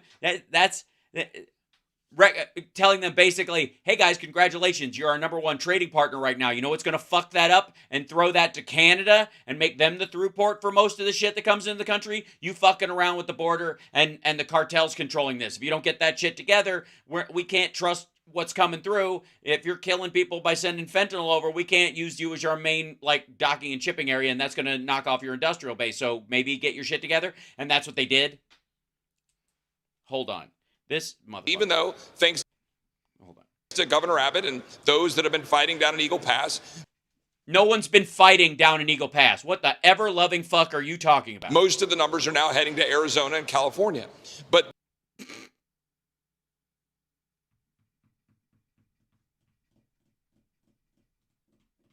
the numbers are going down there too, dummy. this is an ongoing problem. You know, 7,000 crossed the other day. 139 of them were Chinese foreign nationals. Across the entire southern border. 7,000 crossed. You know how we know that? Because we got them all. That's how we know. Every time these motherfuckers say a number, understand that that means we're counting, that means we're stopping, and that means we're processing. The only thing that makes these folks stay in the country longer than they're legally allowed to, if they're not legitimately here on asylum, is because they don't have anybody to process them. And by the time they get ready to pry them loose, you've got NGOs and people and locals going, this person's lived here for 4 fucking years. They work at the restaurant down the street. Why are you bothering them? Go get a criminal. And that's how people end up getting a toehold. Which is, by the way, how most of the cheap labor that is Texas operates. That's where the priority of the American people is. That's where my priority is. And I think that is where the priority is for Speaker Mike Johnson. Bullshit. He was pretty clear yesterday. Again, here's what I want to know. Let's say the bill doesn't have everything you want. But passing it will solve a lot of this problem, which you think is a danger. It's a crisis. People are dying. Fentanyl is murdering people. There are criminals and terrorists coming across the border. We got to shut this shit down. And they're not going to pass your bill. This one's better than the status quo. If you could stop, 1 out of 10 of the bad people that are coming through, what kind of lives are you saving? So clearly something's always better than nothing. So what excuse do you ever have not to go, we voted for it, we passed it, we want more. We think it's got to go further. Or are you afraid that this will actually solve it and then you'll look like I see. I think I stumbled on it. I think it's they're afraid that it's going to make them look like asshole. That's right. Okay? That this abomination of a bill that came out of the Senate, that those 22 Republicans should not have voted for. Abomination. Drama queen. That bill will be dead when it comes to the House. Real quickly, has there been a push to sit down with President Biden and talk to him about flipping the switch? And I know he doesn't want to hear Trump policies. Maybe you could name them. Flipping the switch? What are we going to do, electrocute these people? Something else, like little candies that work well. I don't know. But what about that? Because waiting for all of this sausage to be made is leaving that border open longer than it needs to be. And he could. Hey, Harris, you're on to something. Just passing something is better than nothing. Progress is progress. Welcome to the fucking club. Ladies and gentlemen, a newly born incrementalist finally gets her wings. That's right. That's right. Could take action. Yeah, he could take action right now. He certainly could limit the flow enormously. It's not a They are. That's why the number's coming down, dumb fuck. quick fix that and the executive can just wave his wand and take care of it immediately. We need. What was that again? Real quick. Hold on. Everybody gather around. What was that again, Chip Roy? It's not a quick fix that and the executive can just wave his wand and take care of it immediately. We need. I'm sorry. You run that by me one more time. One more time. Yeah, he could take action right now. He certainly could limit the flow enormously. It's not a quick fix that and the executive can just wave his wand and take care of it immediately. We do need to pass laws to get. Huh. So it isn't his fault. He can limit certain things, but obviously there's a limit to his power. Give him tools or force him to the table and to give a hopefully future President Trump tools. But the bottom line is they don't have any interest in sitting down at the table. Their interest is the chaos created by wide open. Asshole. Democrats and Republicans sat down in the Senate and crafted an actual fucking bill that if you brought it to the floor would pass. It would pass. It would pass with an enormous number of Republican votes. Fuck you, sit down. Open borders. It is purposeful. It is being designed to flood the zone, to remake America. All right, now we're just getting into the. You're really going to launch into the browning of America while you're talking to Harris Faulkner? That's where you're going to go, Chip Roy? They're remaking America by letting people in the country who aren't, what? Little Chip Roys? It's not just political. They want to remake America. They want to end Western civilization. They want to flood the zone with people from all over the world at a time when we have 50 million. Again, in theory, and I'm trying to follow you on this one. In theory, aren't they ultimately flooding the zone, quote unquote, with people who want to live by Western values? Aren't they leaving the countries that are, the issue for you and coming here because they want to be a part of our constitutional life? They want to be free. That's why they come here. That's the entire purpose of it. Or do you think they're importing Latin American communism is the idea? People who are because they ain't. I'm just saying. I'm just saying that they ain't. Born in the United States. They are doing this for a reason. It is crass. Frankly, my Democratic colleagues are now the colonizers. They're going around trying to force their will. They're colonizing by through trolling for fish. It's reverse internal. It's like the hydrocolonic version of colonization. It's the colonization of I don't know what he's talking about. And their beliefs on everybody around the world, including, for example, countries in Africa who dare to say that marriage is between one man and one woman. Okay, dude, the nobody has a problem with African countries saying marriage is between one man and one woman. It's when they set people on fire for being gay we have a problem with. And also, we're not even invading those motherfuckers. We're just saying, all right, well, we're not going to sell you shit. You take your money elsewhere. These Democrats are radicals. They want to remake our country. How is it radical to not want to support a regime that chucks gays off of rooftops, for example? Good Lord. And they're doing it right now at our southern border. Republicans need to lock arms. All right, he's just going straight fucking great replacement theory. This motherfucker, he's like 2 inches away from just like holding up a tiki torch and saying the Jews will not replace us. Good Lord. And stand up and defend the border instead of just preaching about the border and campaigning on it. They need to stand up and do something about it. And there's 22 Republicans who voted for that bad bill, abomination of a bill, should be ashamed of doing this to the American people, perpetuating open borders while funding the border security of Ukraine, Taiwan, and Israel. We had border shit attached to it. You guys are the ones that pried it loose, motherfucker. It's It's a military supplemental. The border bill shouldn't even been part of it, but they had to do it because you motherfuckers weren't going to pass it otherwise. Congressman, the impeachment of the man whose responsibility it was to implement the laws on the books with immigration. Republicans now are set to tee up a second vote now tonight, aiming to impeach Secretary Alejandro Mayorkas. 1 Which apparently they did. It will have no meaning whatsoever. week ago, they first voted narrowly, and that failed. This time, they'll have an additional vote with House Majority Leader Steve Scalise back from cancer treatments, thank the good Lord. And former Affairs Committee Chair Mike McCall of Texas was on with me yesterday. Watch. Why can't you fire this man? Why didn't the Republicans get it done? Why didn't you? Well, we're going to on Tuesday. Steve Scalise is coming back. I'll be a floor manager in the trial. This man is the architect of destruction, and he has caused the chaos knowingly, it really by design, not by accident. Well, it's Tuesday, and now it's Tuesday night. Tell me about this evening. Yeah, well, number one, we got to get everybody into town. We've got this storm blowing up to the northeast. We got to make sure everybody comes into town so that we have the 200. Yeah, there they are. They're the Republicans coming in or whatever. This is Eagle Pass, Texas. Are those all truckers? 16 boats that will be needed for us to get that done. Notice how they never put the date. Could it be because they have its video from 2 years ago? God bless Steve Scalise. You're exactly right. I fought cancer at MD Anderson. That's where Steve is fighting cancer. We're all praying for him. And I'm glad that he's coming back and he's going to stand up because he knows what we need. Yeah, this is footage from 2 years ago. To do. And it's not just political.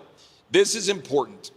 Alejandro Mayorkas needs to be held accountable. He deserves to be the second cabinet secretary impeached because he has been endangering the American people while flagrantly violating his oath to defend the laws of the United States.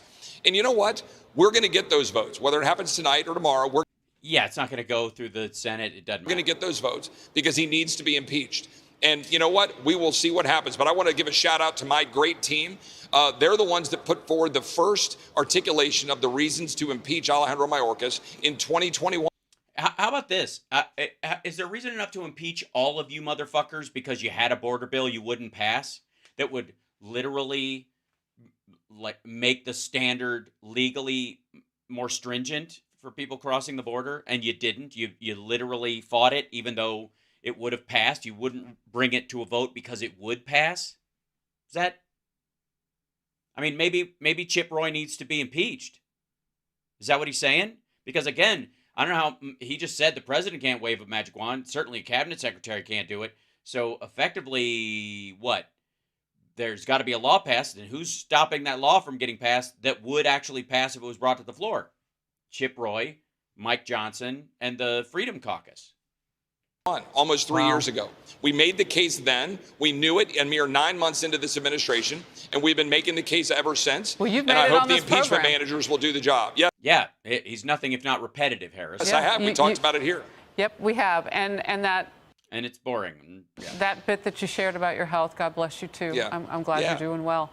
All right, sir, we will talk to you on the flip side of a nighttime impeachment vote on the Secretary of Homeland Security.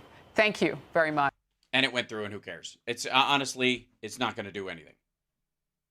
It's another one of these situations where I'm like, there are some news stories that keep coming up, and I'm like, I gotta say, like, this is just like, it's fucking boring. Yeah, at no point is it going to turn into the removal of him. Now, is there a chance that after the vote, Mayorkas at some point says, I'm going to step down because I'm distracting from the issue that the president's trying to do, and maybe with somebody else in here, they could do this? Is possible? Maybe. But I feel like that'll just entrench them in more. And there might be an idea that he might have been close to doing this anyways. That Mayorkas may have even thought about moving. No, I did not trim my tail. My hair is just higher up. No, I didn't. My hair is still the same length, basically. I trimmed the split ends last week. Anyways, so defend the Constitution. Your fucking oath is to the Constitution, not laws, lands, or lords.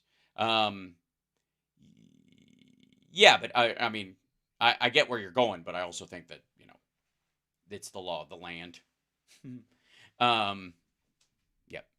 And anyways, so I think the chances, like, he might have stepped down after it was getting kind of murky over the last 6 months, but once they started the impeachment thing, then it became a thing about the administration, kind of felt like they had to defend him, right? Yeah, I think Hillary Clinton would be a great replacement for Mayorkas. She'd be a lot harder on it than he would. All right, how am I doing on time? Okay, I got 10 minutes left, and I'm gonna go long because I don't think we'll do all of this. Another war bill. I don't know what the fuck is up with Glenn these days, or I think just somebody at the Blaze hates him. I get flaking, lady.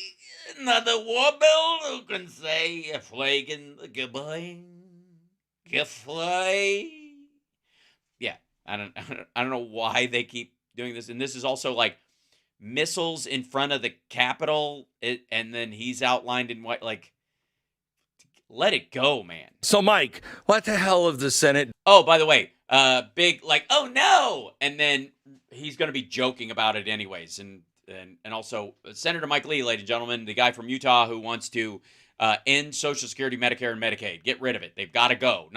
Not raise the age, not lower the benefits. Get rid of it entirely. Done this time. Well, the Senate this time has yet again put together a bill that now appears quite likely to pass that unites Democrats. It did. Sharply divides Republicans on an issue where most Republican voters and most Republican senators are adamantly opposed to the Democrats' position. Nope. No, they aren't. But Senate Republican leadership and a small handful of others have given the You mean the majority of your side that voted for it? The Senate Democrats more than enough votes to where it looks like they're going to be able to pass this thing in the next 48 hours or so. It really is too bad. I mean, we can still stop it if all the Republicans. Why are we showing the room with Pat Gray in it and the missing chair with him there? I mean, not that I want to see Glenn Beck, but fuck, kind of. So I just do my show like this from now on? Is that the quality standard at the Blaze? Is that how I'm supposed to fucking do a show? Huh? I mean, what qualifies as a show these days, for fuck's sake? Anybody? No?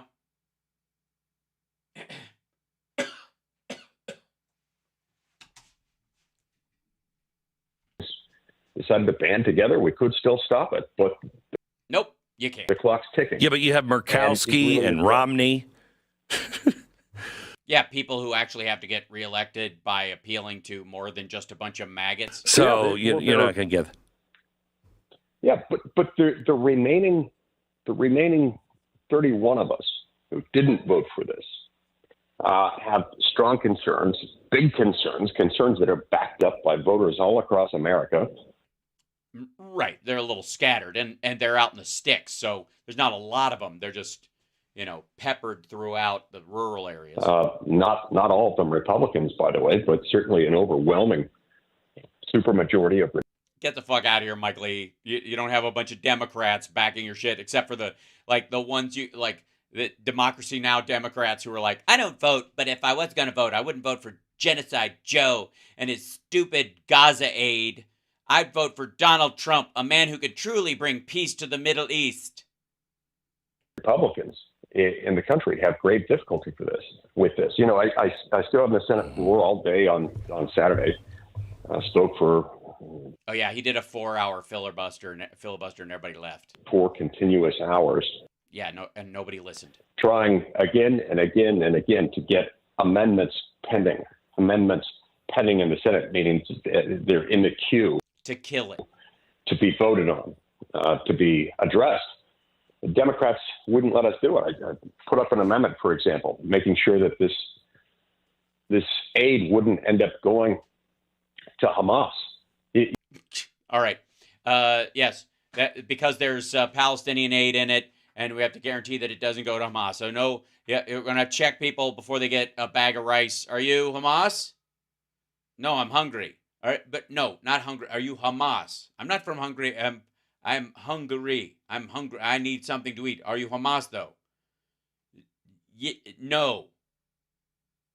You said yes first. I meant no. I meant yes because I'm hungry. You asked me the other question. All right. But if I find out later you're Hamas and you fed yourself or someone else with this, then I'm going to starve the rest of these people just because I'm mad. Get the fuck out of here. You send this through any of these entities, through the UN. They make a lot of hay about the fact that, oh, well, we cut UNRWA out of any aid. Oh, great. Right. Great. There are 19 UN agencies operating in Gaza. Right.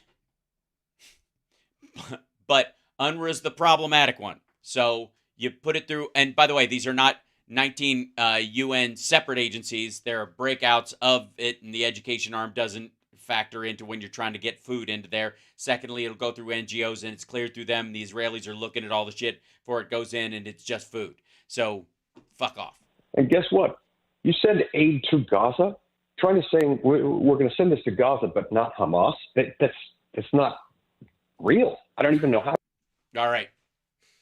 If you're trying to stop people from starving, you can't selectively not select people who are starving in a starving situation. This is what we're dealing with, folks. I would like to, by the way, everybody gather in, all the fuckers who think that I'm too easy, I'm doing IDF talking points and I blah, blah, blah, blah. All the shit you've heard from me about the genuine numbers coming out of Gaza and all that kind of stuff and all the problems you might have with my argument, and you are welcome to have them.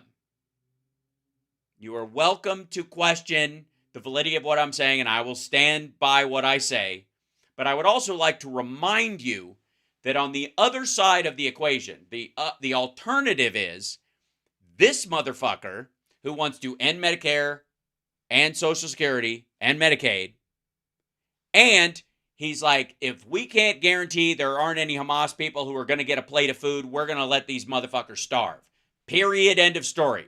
Genocide Joe, who you like to call him, he's the, he wants to send food in, and but it's just so you could draw him out. He's basically got a plate of food and a hammer, according to you. Like he's just gonna, they're only fattening him up for the kill or something like that. Tell yourself that fucking ridiculous story all you want to, but I want to remind you that what you're hearing from this motherfucker is no food at all.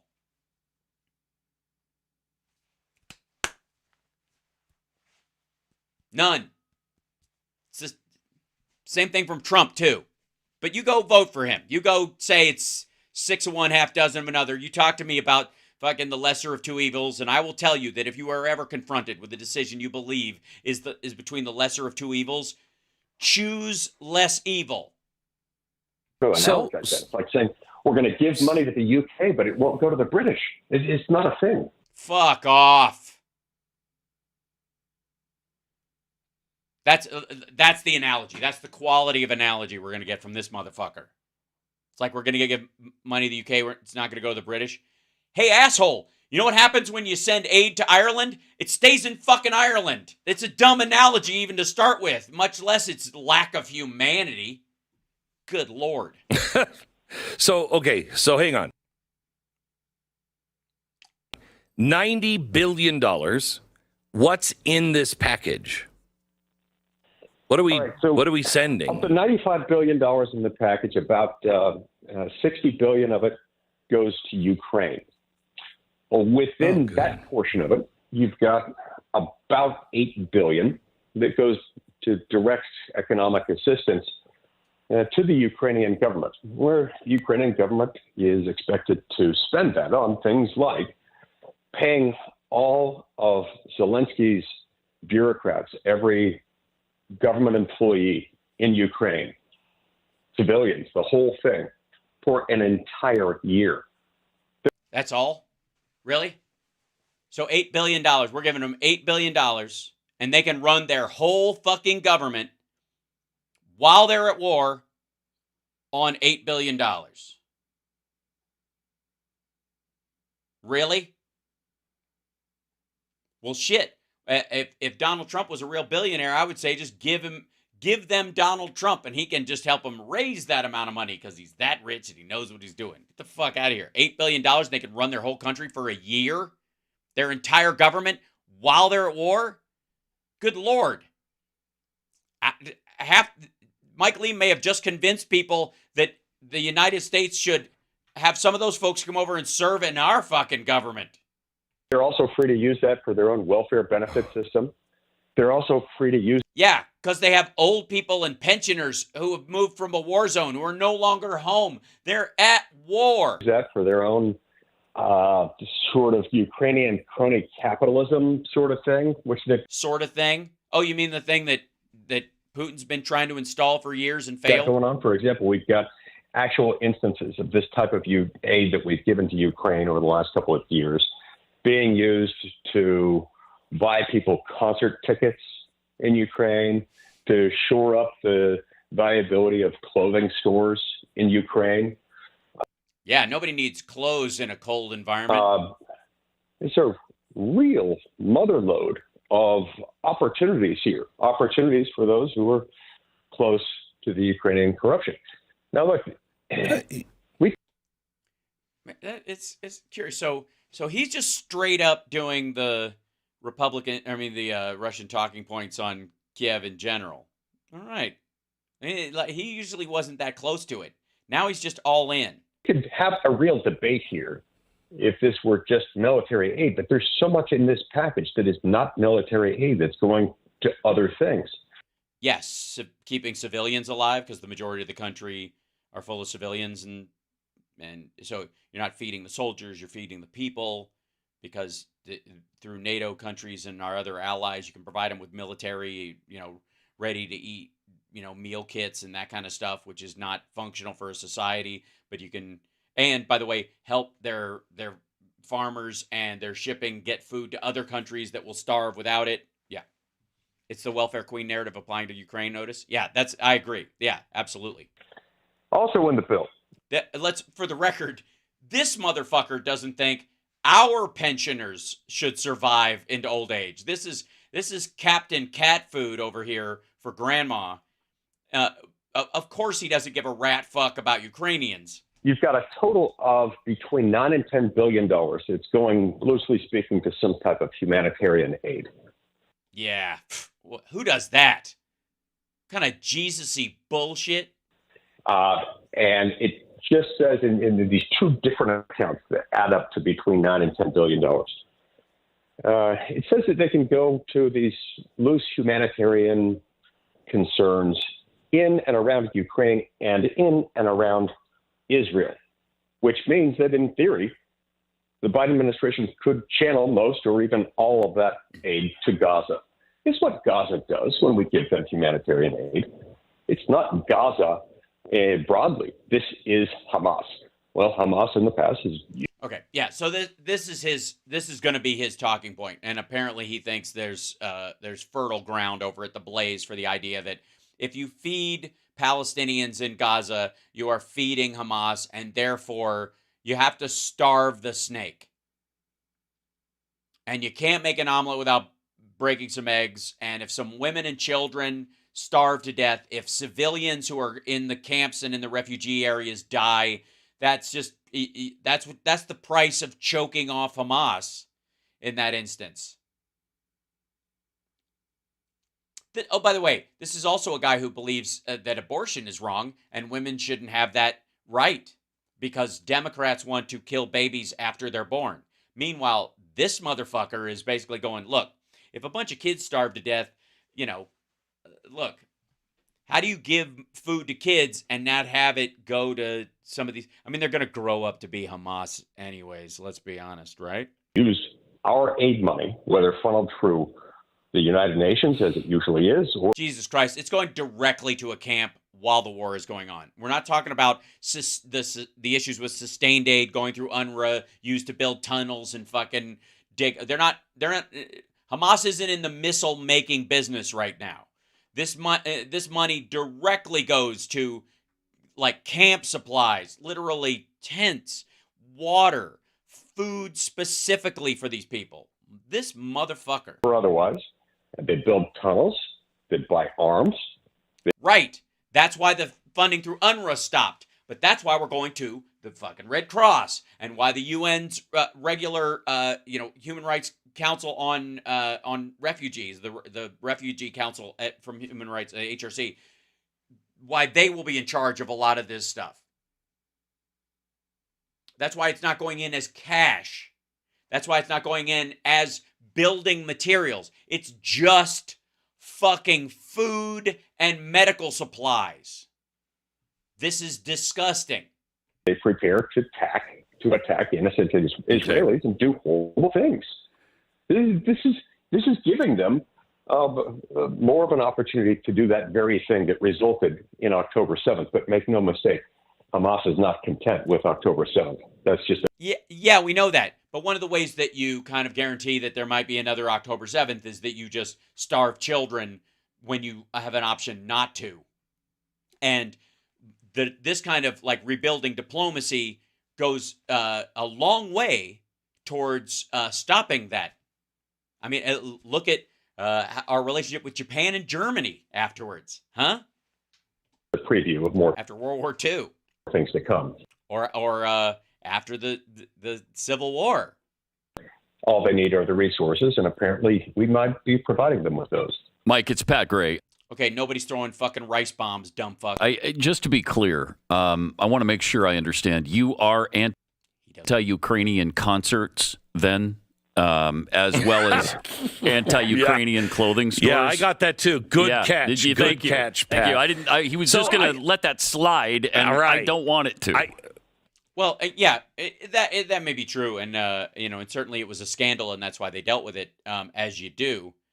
The bigger story, though, Pat, is that he's anti-feeding Palestinian women and children, because if you do, they're basically just, the women are just terrorist factories. That's what their wombs do. They just make terrorists is what they do. They don't have a choice, And the kids themselves are already on a trajectory to become terrorists. So that's the part that stands out about what Mike Lee said for me.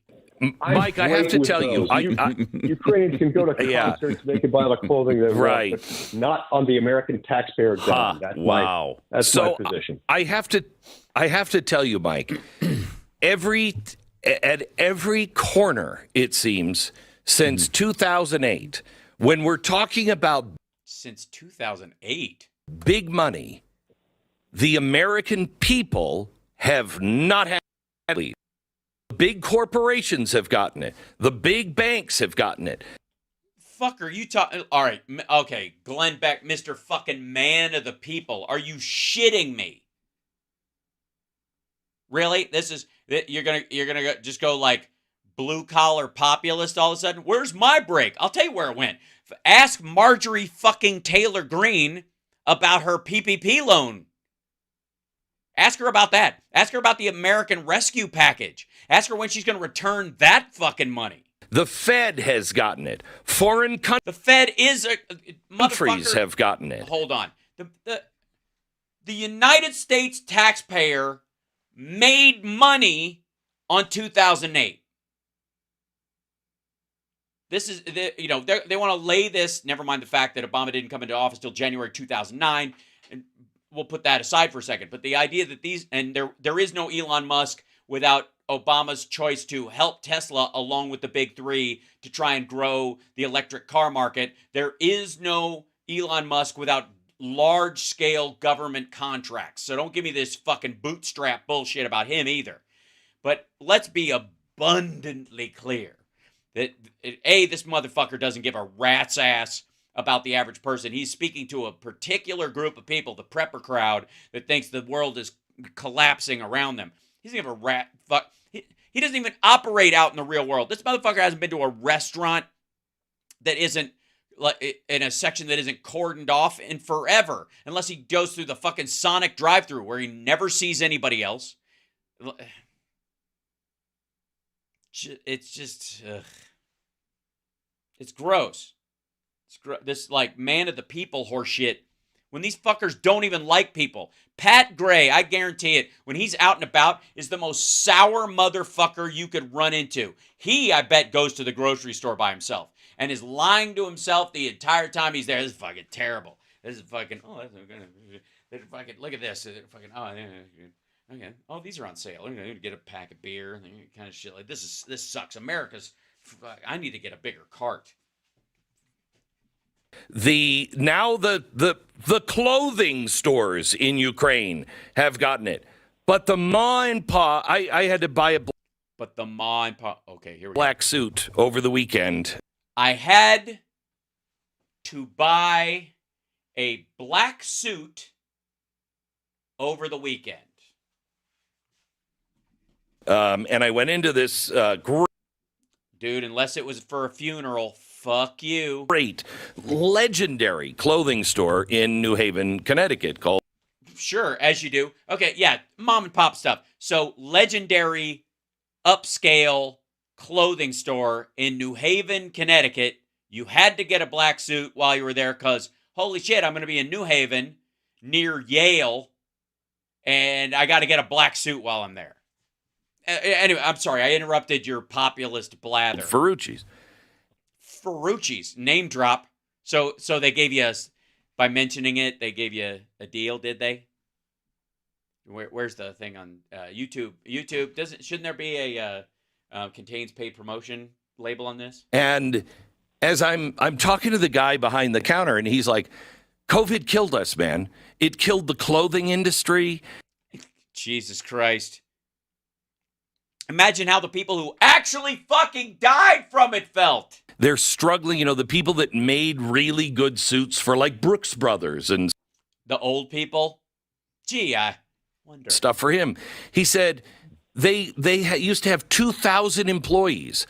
He said they got down to, I think it was 150 employees, and now they're back up to 500, and everything has changed, and not a dime has been helping out these companies. They Okay, first of all, not a dime. Fuck you. The American Rescue Package and the PPP loans that the Democrats put in there were specifically to salvage companies of that particular size.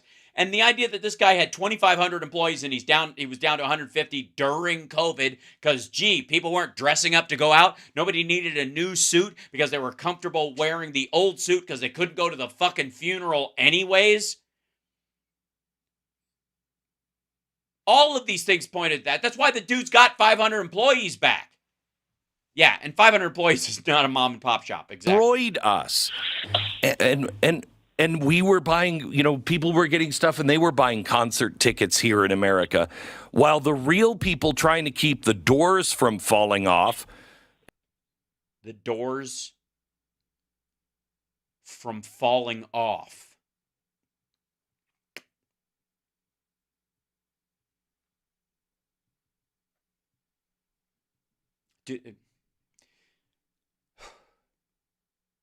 Is there... I think the one thing that bothers me the most about MAGA, more than any other thing, is their anti-colloquialism. They just refuse to use any kind of normal colloquialism in English properly or at all. No pun intended with Boeing, because they're apparently working to keep the doors flying off.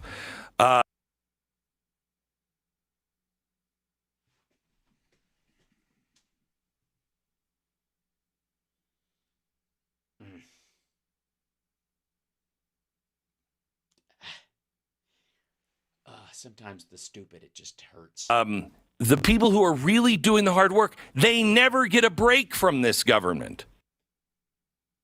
The people doing the really hard work. You mean high-end suit makers who employ cheap labor. You mean those folks? Why'd you need the black suit, Glenn? What? I mean, you were just... Because you were up there? Why'd you need a black suit? It was something formal you went to? Something you just needed one? I mean, I got news for you. The H&M's got... no, the cuts will be too small. Ever. Never get a break from it, and it never sleeps. It never stops spending. And what the fuck are you talking about? It never sleeps. They never stop spending? Jesus Christ. Hey, asshole. He was just arguing that they should have gotten more money. This suit manufacturer that he goes to that was fancy pants in New Haven that had 2,500 employees at its peak and after COVID was down to 150 and now is back up to 500. And I guarantee they have found ways to tighten their supply chain and shorten it. He's arguing that they should have gotten more money, that they should have gotten more spending. That's right, that they should have gotten more government support. He's not arguing against government support, you dumb motherfucker. He's saying they should have gotten something. The more we spend with, multi-trillion-dollar deficits year after year after year, it starts to add up, and it starts to make every dollar that we have that we would have a deficit below our GDP if not for Donald Trump.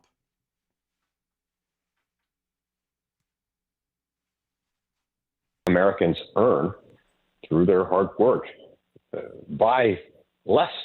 The average American household every single month has to shell out an additional $1,000 just to live. No. They don't. They don't have to. They are. They're spending a lot more money, and that's one of the reasons why the fucking Fed is freaking out and why there was this big issue. Hold on one second. Let's see if I can grab this business. So there was a spike in inflation in the new report. Hold on. Let's see. U.S. inflation that made the stock market wig out this week.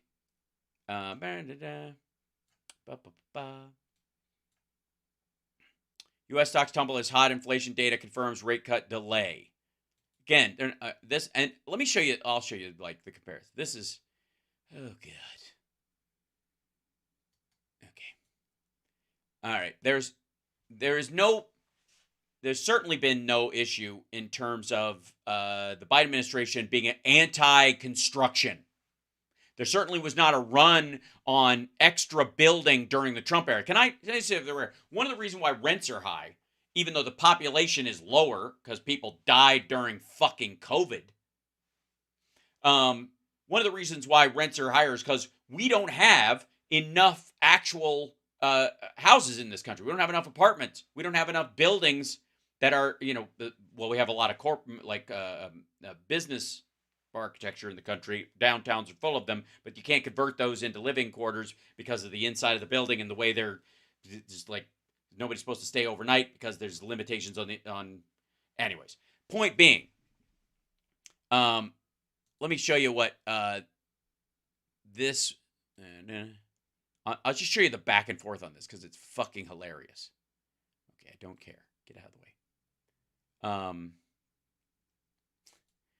And this is so on the fucking nose. Okay. U.S. stocks tumble as hot inflation data confirms rate cut delay. Now, has there been printing extra money lately? Nope. People are just still buying shit because wages have gone up. So stocks are like, oh shit, we're going to have to pay employees more. Again, the rise in the cost of goods is an anti-slavery tax. We're paying it on a bunch of items that had slavery in the supply chain, period, end of story. I'll show you in a minute what the fuck China is having. Yes, the rent is too damn high. That's exactly right. So let me go to this one. Where is it? Maybe it's over here. Let me look at it. Yeah, look at this one. Rising rents. Consumer. U.S. consumer prices increased more than expected in January amid rises in costs of shelter and health care, but the pickup inflation likely does not change expectations that the Federal Reserve will start cutting interest rates in the first half of this year. So there was a delay in rental in rent going up. And then there were other places where people were moving to a new market and the market just flooded with people, and so they were able to charge more. So you had people who were well-to-do who moved out of big cities, and they had big city money going to small towns, and so the rent went up. All right. And then, yes. And so COVID had a big part of it. The other thing was the moratorium on evictions drove the costs up for everybody else because every apartment that wasn't paid for or whatever, the maintenance cost and the insurance cost didn't change on the building. So what the people who owned the buildings, and I'm not talking about the BlackRocks, I'm talking about individuals who, with their retirement bought an apartment building or bought a couple of condos and they rent them out or whatever, is this fucking thin, and it got that fucking thin. And you're supposed to live off that, along with maybe your Social Security. And that was the issue. And so the rents went up to make up for that huge gap afterwards. It will eventually have to come down, but the only thing that will bring it down is building. The only thing that will bring this down, and this is a city council thing, there's nothing the president can do. This is the biggest part of it. Cities across this country, big cities especially, and they talk shit about the building apartment buildings or low-income housing in suburbs. That ain't gonna fucking cut it. You have to build large numbers of middle-income housing and apartments, because right now middle-income people can only afford the low-end apartments. If you build more of the middle-income ones, the lower-income ones will eventually get slightly nicer. And even if you're not paying a lot, you'll get something worth living, right? In something genuinely, right? That an apartment that's not just like fucking Skid Row. You need to build out the middle.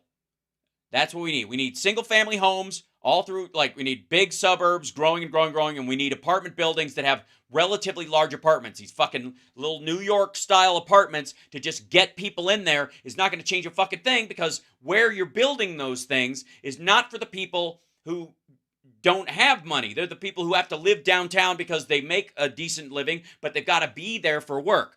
Whereas what you've got is the people who live slightly outside of town, in the cheaper apartments on the edges of the city before the suburbs start, that have to take a bus to the interior of the city to actually go there. LA is like this. So is New York. So is a lot of Chicago. That those folks, they're being pushed out by the people who can't afford to live in the city center because there's not enough places.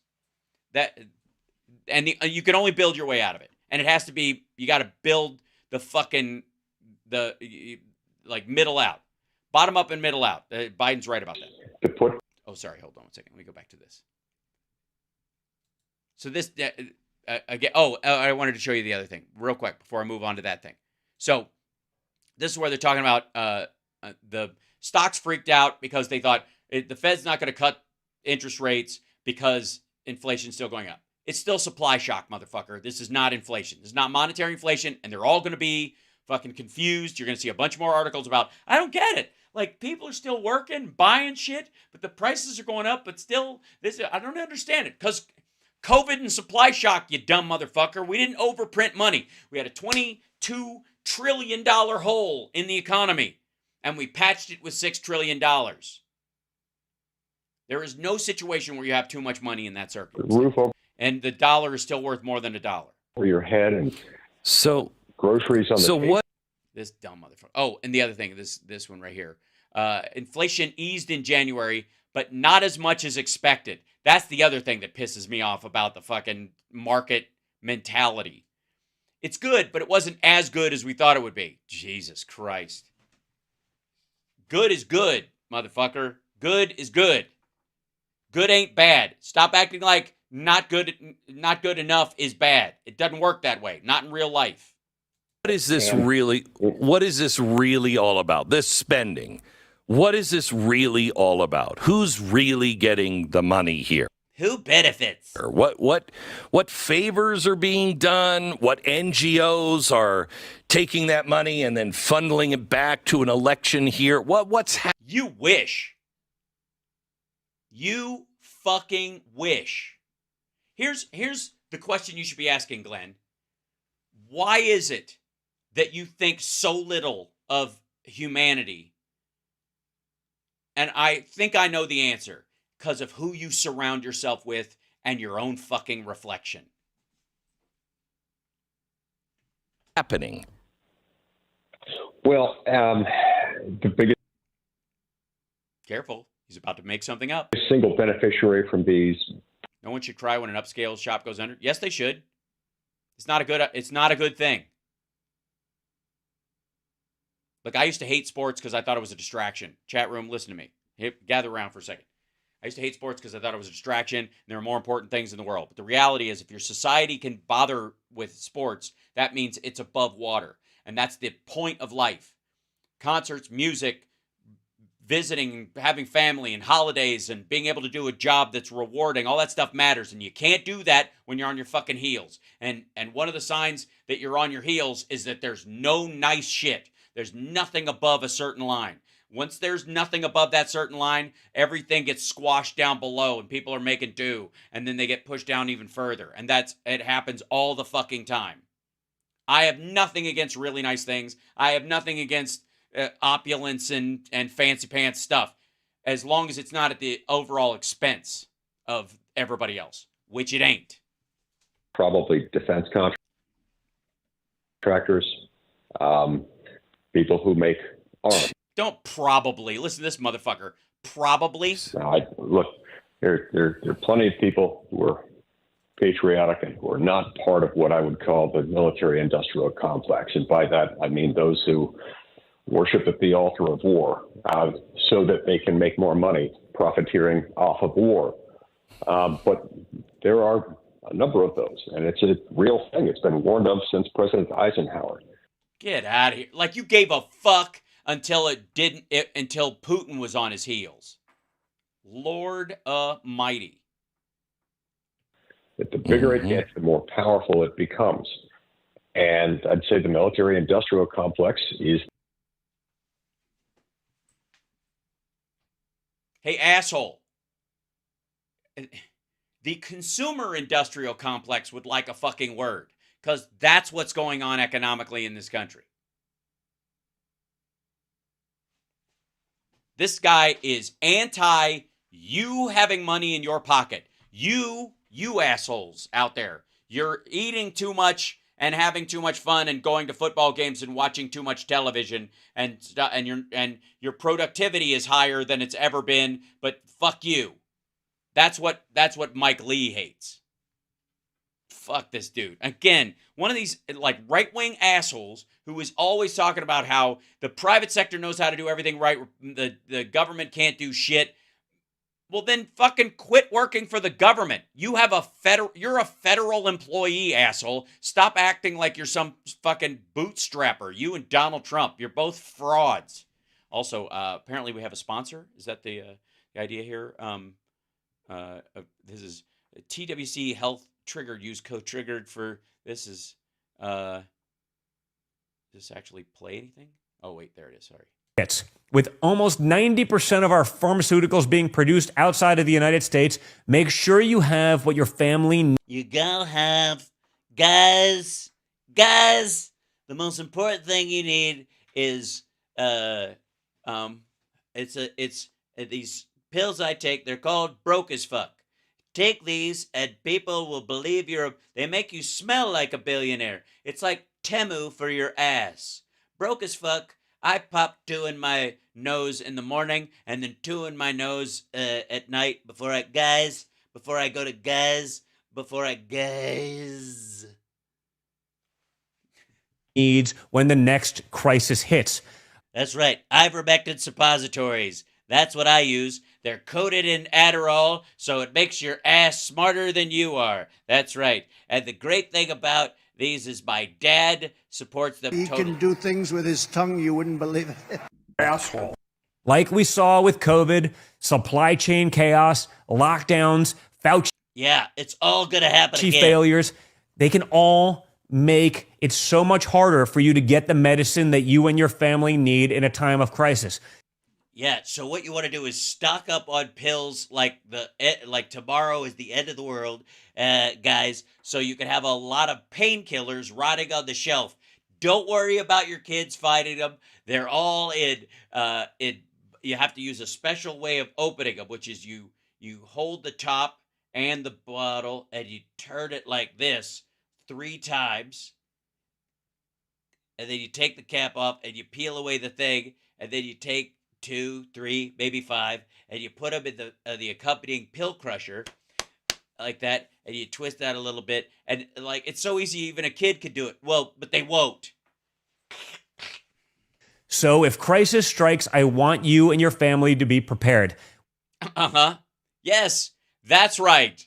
They have fallen this far. Mr. fucking Fifth Avenue, the family that brought you gold encrusted well, paint anyways, opulence and bullshit extravagance, wants to be in your fucking bunker with you, sharing a big fucking barrel of beans. With the wellness company Medical Emergency Kit, you're empowered to take control of your health.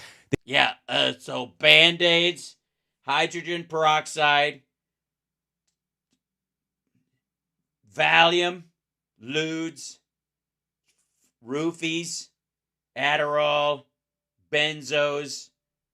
I should probably move to the next finger. The kit includes 8 life-saving medications, including amoxicillin, Z-Pak, ivermectin, and with a... Wait, ivermectin? Tell me more. I've never heard of ivermectin. I've heard of ivermectin before, but that shit doesn't work. This must be better. It's like ivermectin, but it goes up your asshole. That's right. Ivermectin is just like ivermectin that you Asshole. Yeah, that you put in your asshole. That's right.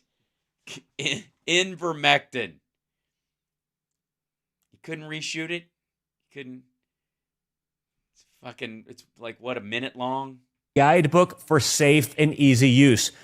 Yeah, absolutely. If that you can read like this. You fucking read with asshole. Your. That's right. You can. From tick bites to COVID to extreme public health outbreaks.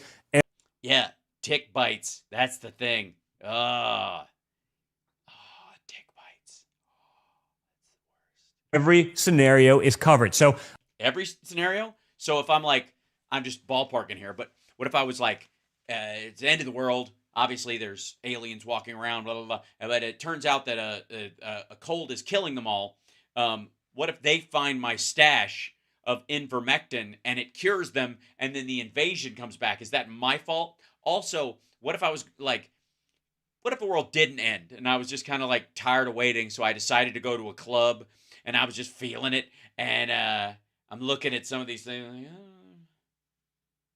side effects, erection for 4 hours, man, and then I was like, I could chew a couple of these things and it'd be okay, right? That'd be okay. Oh, you don't chew them, you just stick them up your asshole. Okay. Avoid the high costs and the long hospital waits. Well, I mean, it's the end of the world. There won't be any hospitals, right? I mean, so avoid the wait at the crater. Nobody likes that. Ask anybody from Portland. # RIP Portland. And times during the holidays. Take control of your family's health needs. Like I say, guys, it's always better to have it and not need it than to need it and not have it. Yeah, but enough about cocaine. So go to TWC. Oh, they did have an edit. A shitty one.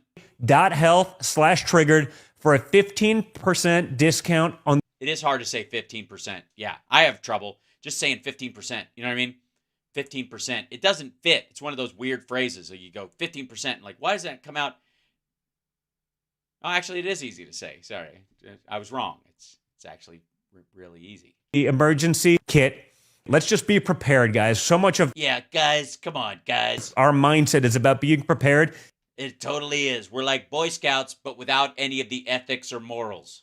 Your health should definitely be a part of that. So go to TWC.health/triggered. Get 15% off. Make sure you're ready.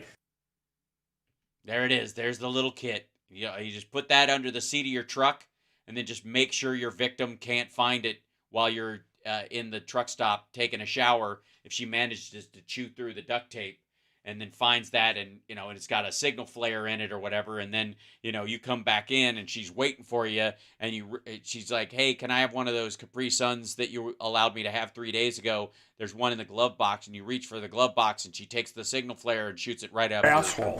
You know what I mean? Like, I think it's just dangerous. Not a good idea.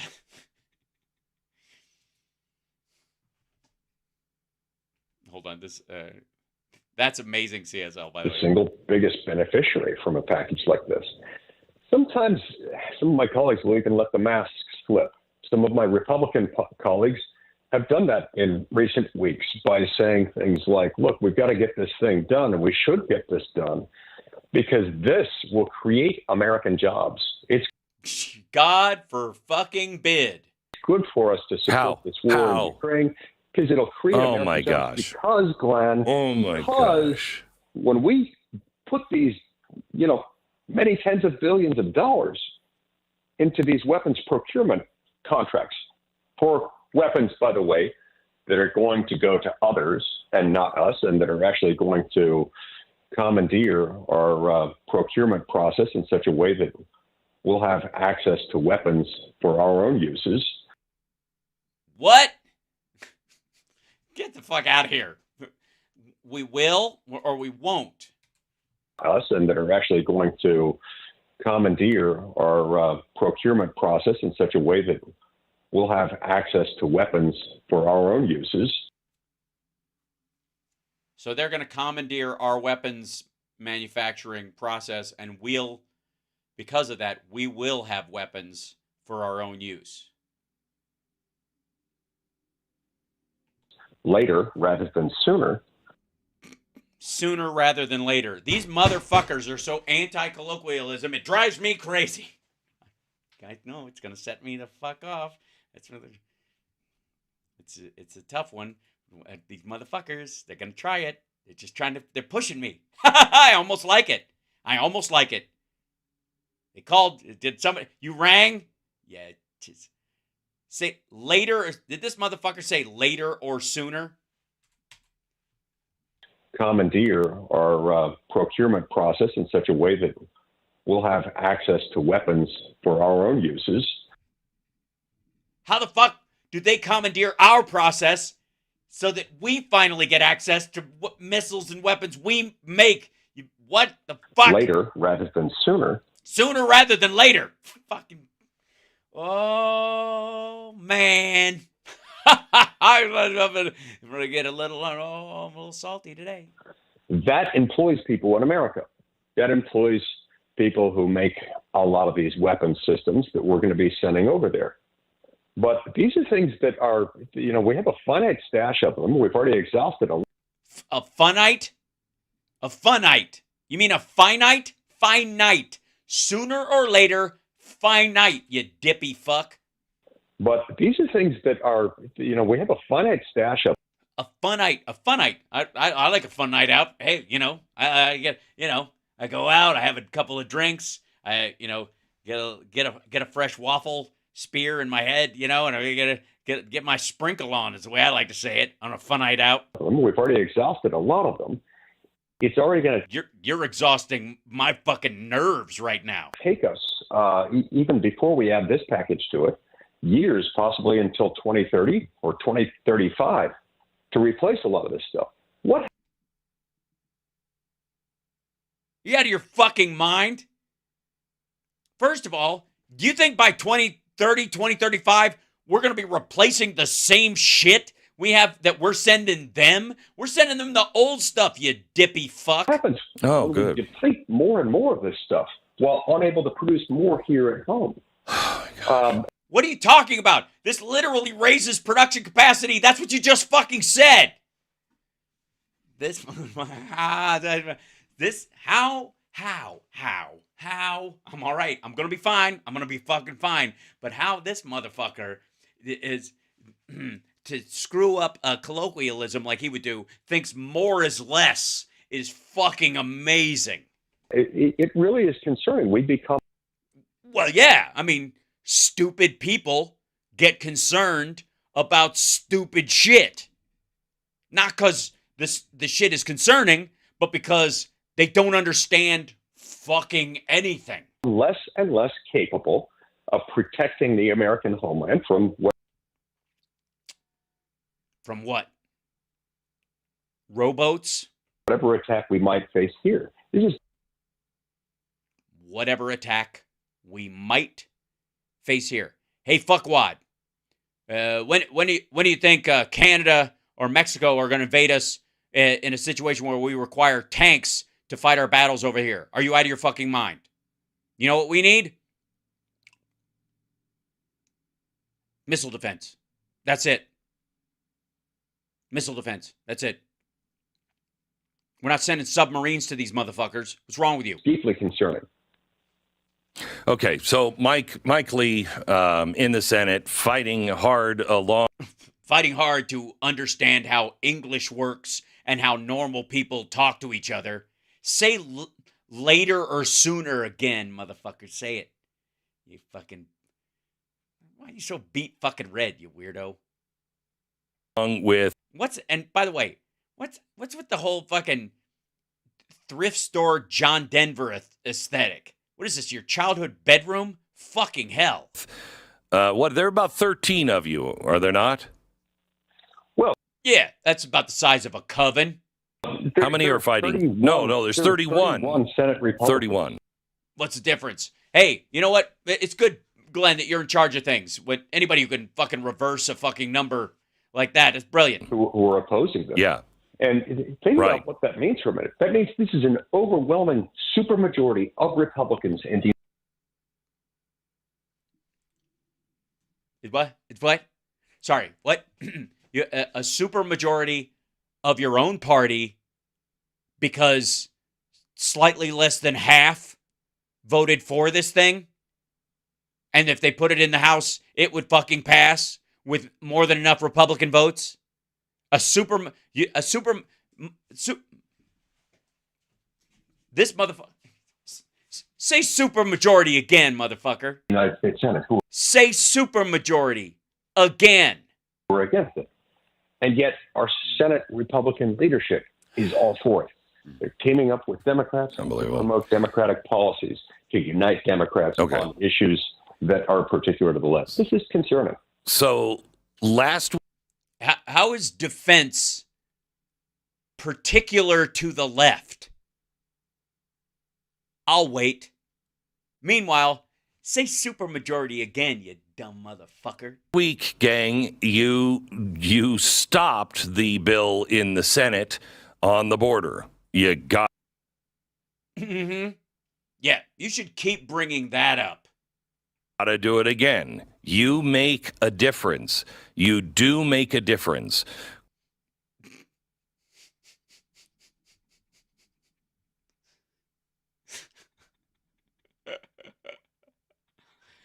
Yes, you do. Yeah, give him a pep talk, Glenn, while you're at it. You bloated, Sonic drinking fuck. Sorry, salty. Call your senator and say He is a senator. He doesn't have a senator. He's supposed to call the other. No uncertain terms, you're not to keep giving my children and my great-great-grandchildren's money away. We don't have the money. We don't have enough is enough. It's weird. We had plenty of it for years in Afghanistan, though, right? We had tens of billions of dollars to spill in Afghanistan, billions of dollars every year, nearly the amount we're giving to Ukraine every 3 years for 20 fucking years, but just a little while longer. Hang in there, Glenn, right? My gosh. Mike, thanks for the good fight. I appreciate it. God bless. What fight? What fight? Say fight again, motherfucker. What's he fighting about? It's not fighting. It's legislation. I got a good idea. Work with me on this, you fucking dipshit. The next time you're in a fight, try to go time out. I have an amendment, and then try to find your fucking teeth. Fight. Shut the fuck up. Bunch of butch bullshit. He gets upset. He does. Salty cupcake. He gets, or to some people, he's Samuel L. Cupcake. But either way, he's he serves a necessary purpose, I think, for all of us. Don't you? Thank you very much. Good to be with you. Thank you very much for this huge waste of time. All right. Yes, Glenn Beck makes $30 to $40 million a year, and he goes to like specialty suit shops, and he's like, I know what the average person is feeling. Oh, by the way, remember when he had issues at his compound that he was building in Texas because the solar system that he had ordered when they built the property was already out of date by the time it came in, and he was having issues returning parts of it, apparently, because he wanted the new updated, more efficient version of the solar system. Does that sound... Yeah. Think about everything else this dumb motherfucker says and understand that actually happened. Whew. Oh, God. It was a show today, man. It was a show. We want to send our love out to Mark. We wish you well, brother. I don't know if you're watching right now because maybe you can, maybe you can't, but big hug. We hope you're all right. I mean, he's in Iowa. That in and of itself, it's a rough one. So be careful. It's dangerous. I heard you can't go out to your car without being mugged. It's terrible. The whole country's going to shit. And electric cars don't start there. It's very sad. Is Salty single? I'll ask. Probably. A bunch of jokes about him liking head just came to mind. I'm not going to make them, though. It would be because he's got a love-hate relationship. Anyways, love you guys. I will see you guys tomorrow. Philip Bittner will be joining us for the second hour of the Wednesday show. I don't think we have another guest on top of that unless Jon Stewart wants to join me so I can ask him the tough questions that no one else will ask him. Oh, wait, hold on one second. Just for the record.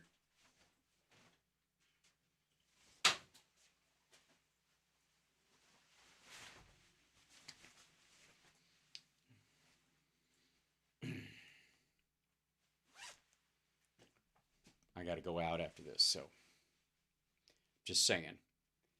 If you see me driving, pulling up in your rearview mirror, you might want to pull it over. You might want to pull to the side. You know what I'm saying? I've got a job tonight. I'm working for the kidney.